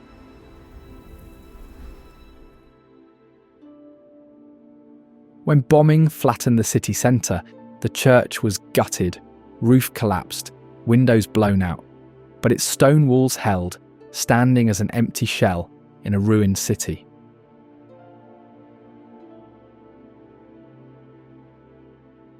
Rather than demolish it, Rotterdam preserved and restored it over decades, returning it to use as a living link to the city's past.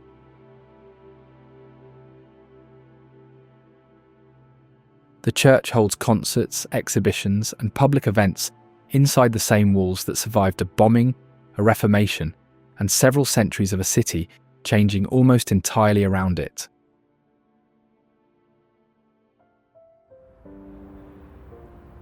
Nearby, Rotterdam's boldest experiment takes shape, a cluster of houses so strange that visitors often stop to check they're actually homes.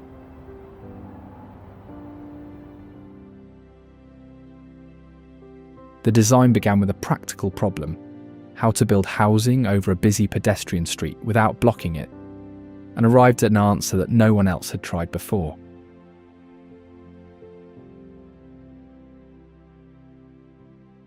Each house is a cube, tilted 45 degrees on a single corner, balanced on a concrete pylon, so the living space is lifted above the street while barely touching the ground.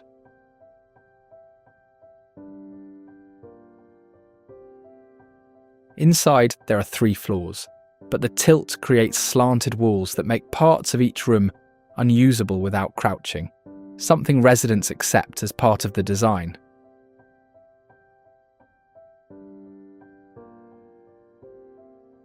One unit has been turned into a show house, so visitors can experience life inside a tilted cube.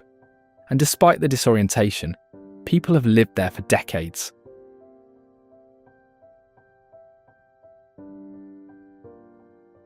The houses are painted bright yellow to make their already strange shapes even more impossible to miss, as if the tilt and rotation weren't enough.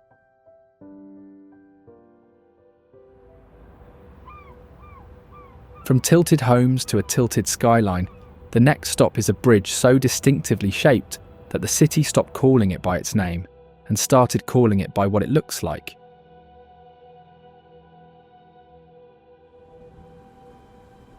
The Erasmus Bridge crosses the Maas River on a single asymmetric cable system, with all the tension carried by one towering white pylon angled over the water in a precise, deliberate lean.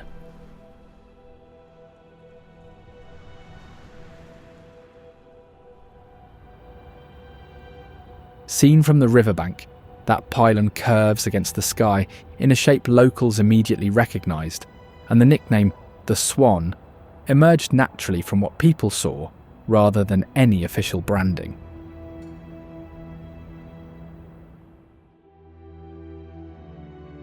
The bridge was built as part of Rotterdam's post-war effort to reconnect the north and south banks of the city, a divide made more pronounced by the bombing and left unresolved for decades.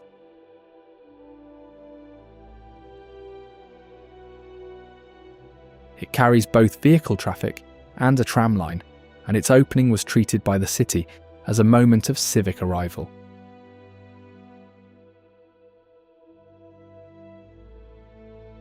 This has become the default backdrop for photographs of Rotterdam's skyline, the image people use to show what the city looks like now, rather than what it used to be.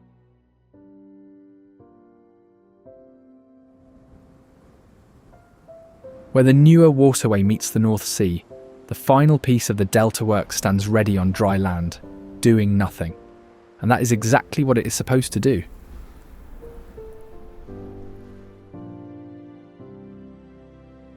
The Maislandkering is a storm surge barrier. 2 steel arms, each roughly the length of the Eiffel Tower, resting in open docks on either bank, waiting.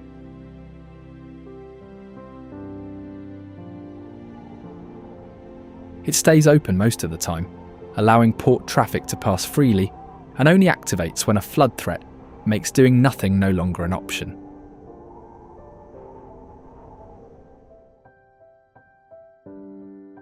When that moment comes, a computer monitors sea levels and triggers the response automatically, because a flood is the worst possible time for hesitation.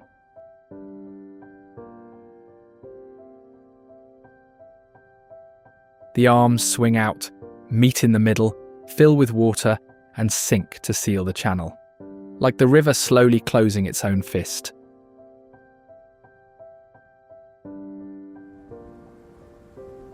No human intervenes in the decision, only the system that reads the tide and decides when to act.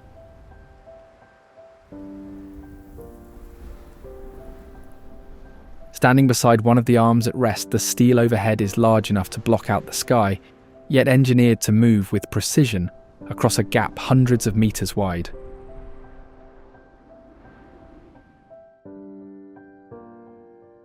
It has closed correctly every time it has been needed.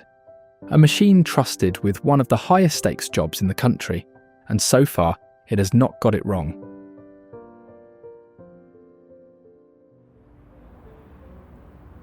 South along the coast, away from Rotterdam's modernity, sits the city that runs the Netherlands without being its capital.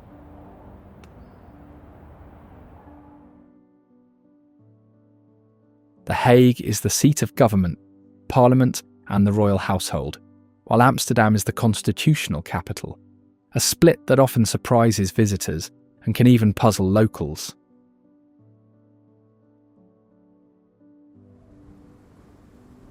At its centre is the Binnenhof, a medieval courtyard complex that has served as a seat of power since the 13th century and remains one of the world's oldest active parliamentary sites.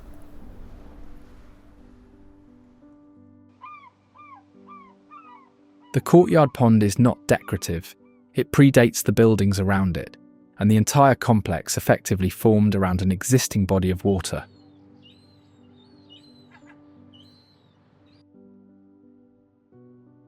Beyond its national role, it gradually accumulated international legal institutions, becoming home to more global courts and tribunals than any other city.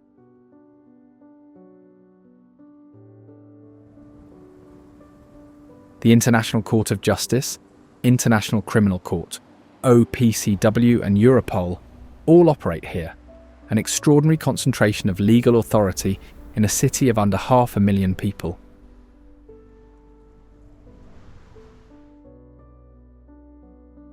Each institution arrived for its own reasons, and The Hague's reputation for neutrality made it the default choice whenever a location needed to avoid political dispute.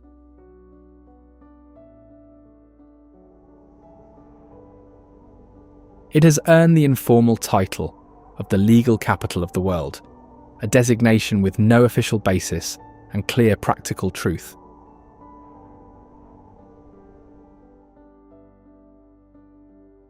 That legal identity is most visible just outside the city centre, in a building funded by an American industrialist, built for a court, and now the world's most recognisable symbol of international law, the Peace Palace.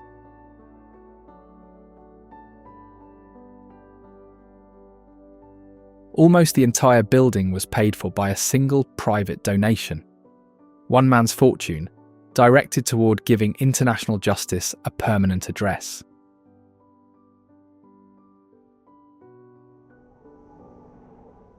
Countries contributed materials, marble, stained glass, carved wood, turning the building into both a courthouse and an unintended museum of diplomatic gifts.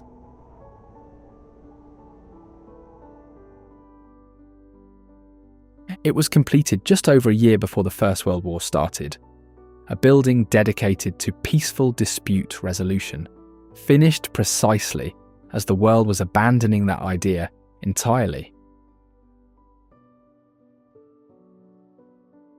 Inside, the International Court of Justice handles disputes between sovereign states, making it one of the few courtrooms on the world where the defendants are allowed to have their own armies.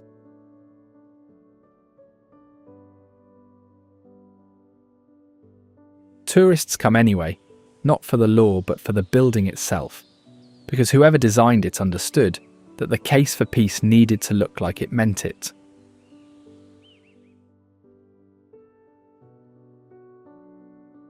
Northeast of The Hague, the fourth largest city in the Netherlands sits on a geography that makes it structurally unlike every other Dutch city.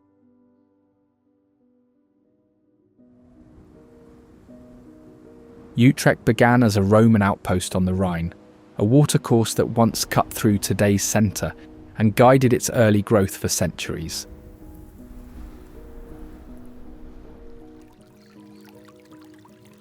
That layered past is still visible in its street layout, where parts of the old town still follow original Roman alignments.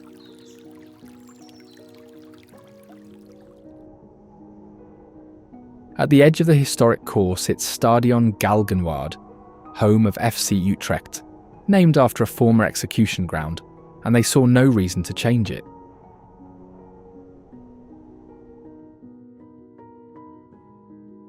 When it was rebuilt in the early 1980s, it became one of the first modern stadiums in Europe to replace perimeter fencing with a moat separating spectators from the pitch.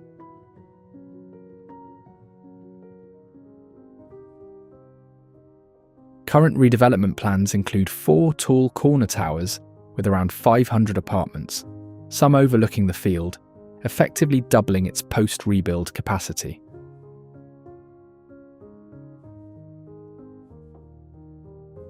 The canal runs on 2 levels, an upper waterway for boats and lower medieval wharf cellars carved into the banks, built so merchants could load goods directly from passing vessels without a road.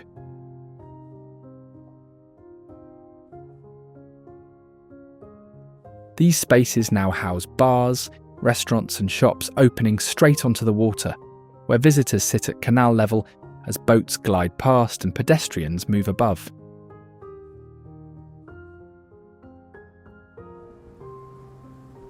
It is one of those places where medieval logistics accidentally produced something that feels, centuries later, deliberately designed for enjoyment.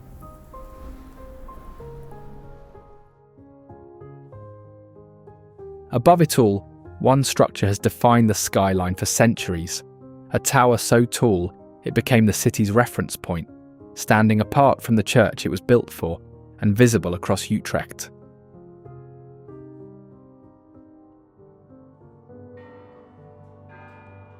St Martin's Cathedral was once one of the largest churches in the country, a full Gothic structure combining nave, transept, choir and tower into a single continuous whole.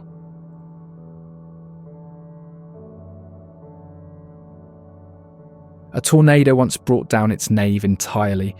By morning, the section linking tower and choir had vanished, leaving 2 separate structures where one unified building had stood.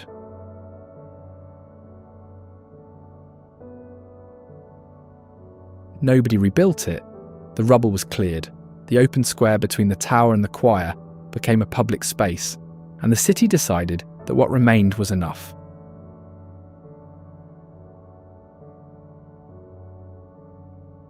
What survives today is the Gothic choir and transept, still standing and still in use, its vaulted ceilings and stained glass intact, as if the missing half was never its concern.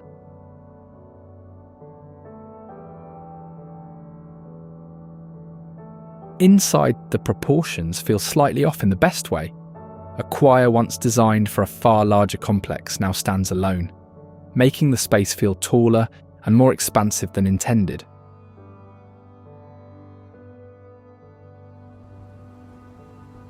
It hosts services, concerts and public events, meaning this partial cathedral has never stopped being used, just quietly adapted to existing in a reduced form of its original design.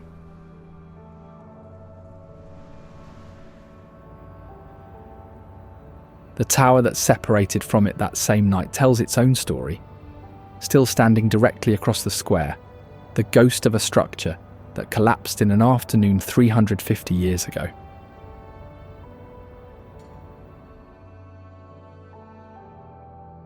At 112 metres, the Dom Tower is the tallest church tower in the Netherlands, and unlike most, it stands alone, open to the sky where the nave once stood. 365 steps lead to the top, from which, on a clear day, you can see Amsterdam to the north and the Utrechtse Heuvelrug Ridge to the east,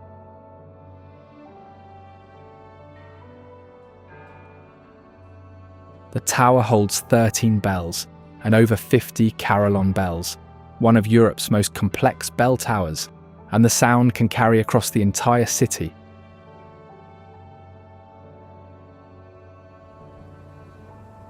From here, with the Netherlands spread out below, its canals, reclaimed land, medieval towers and modern bridges, it's clear this is a country that never accepted what it was given and has spent every century proving it.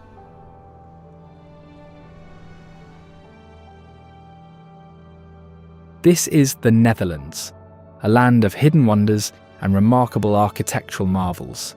Now, if you don't want to miss the most unreal wonders of Olympic Peninsula, check out this video.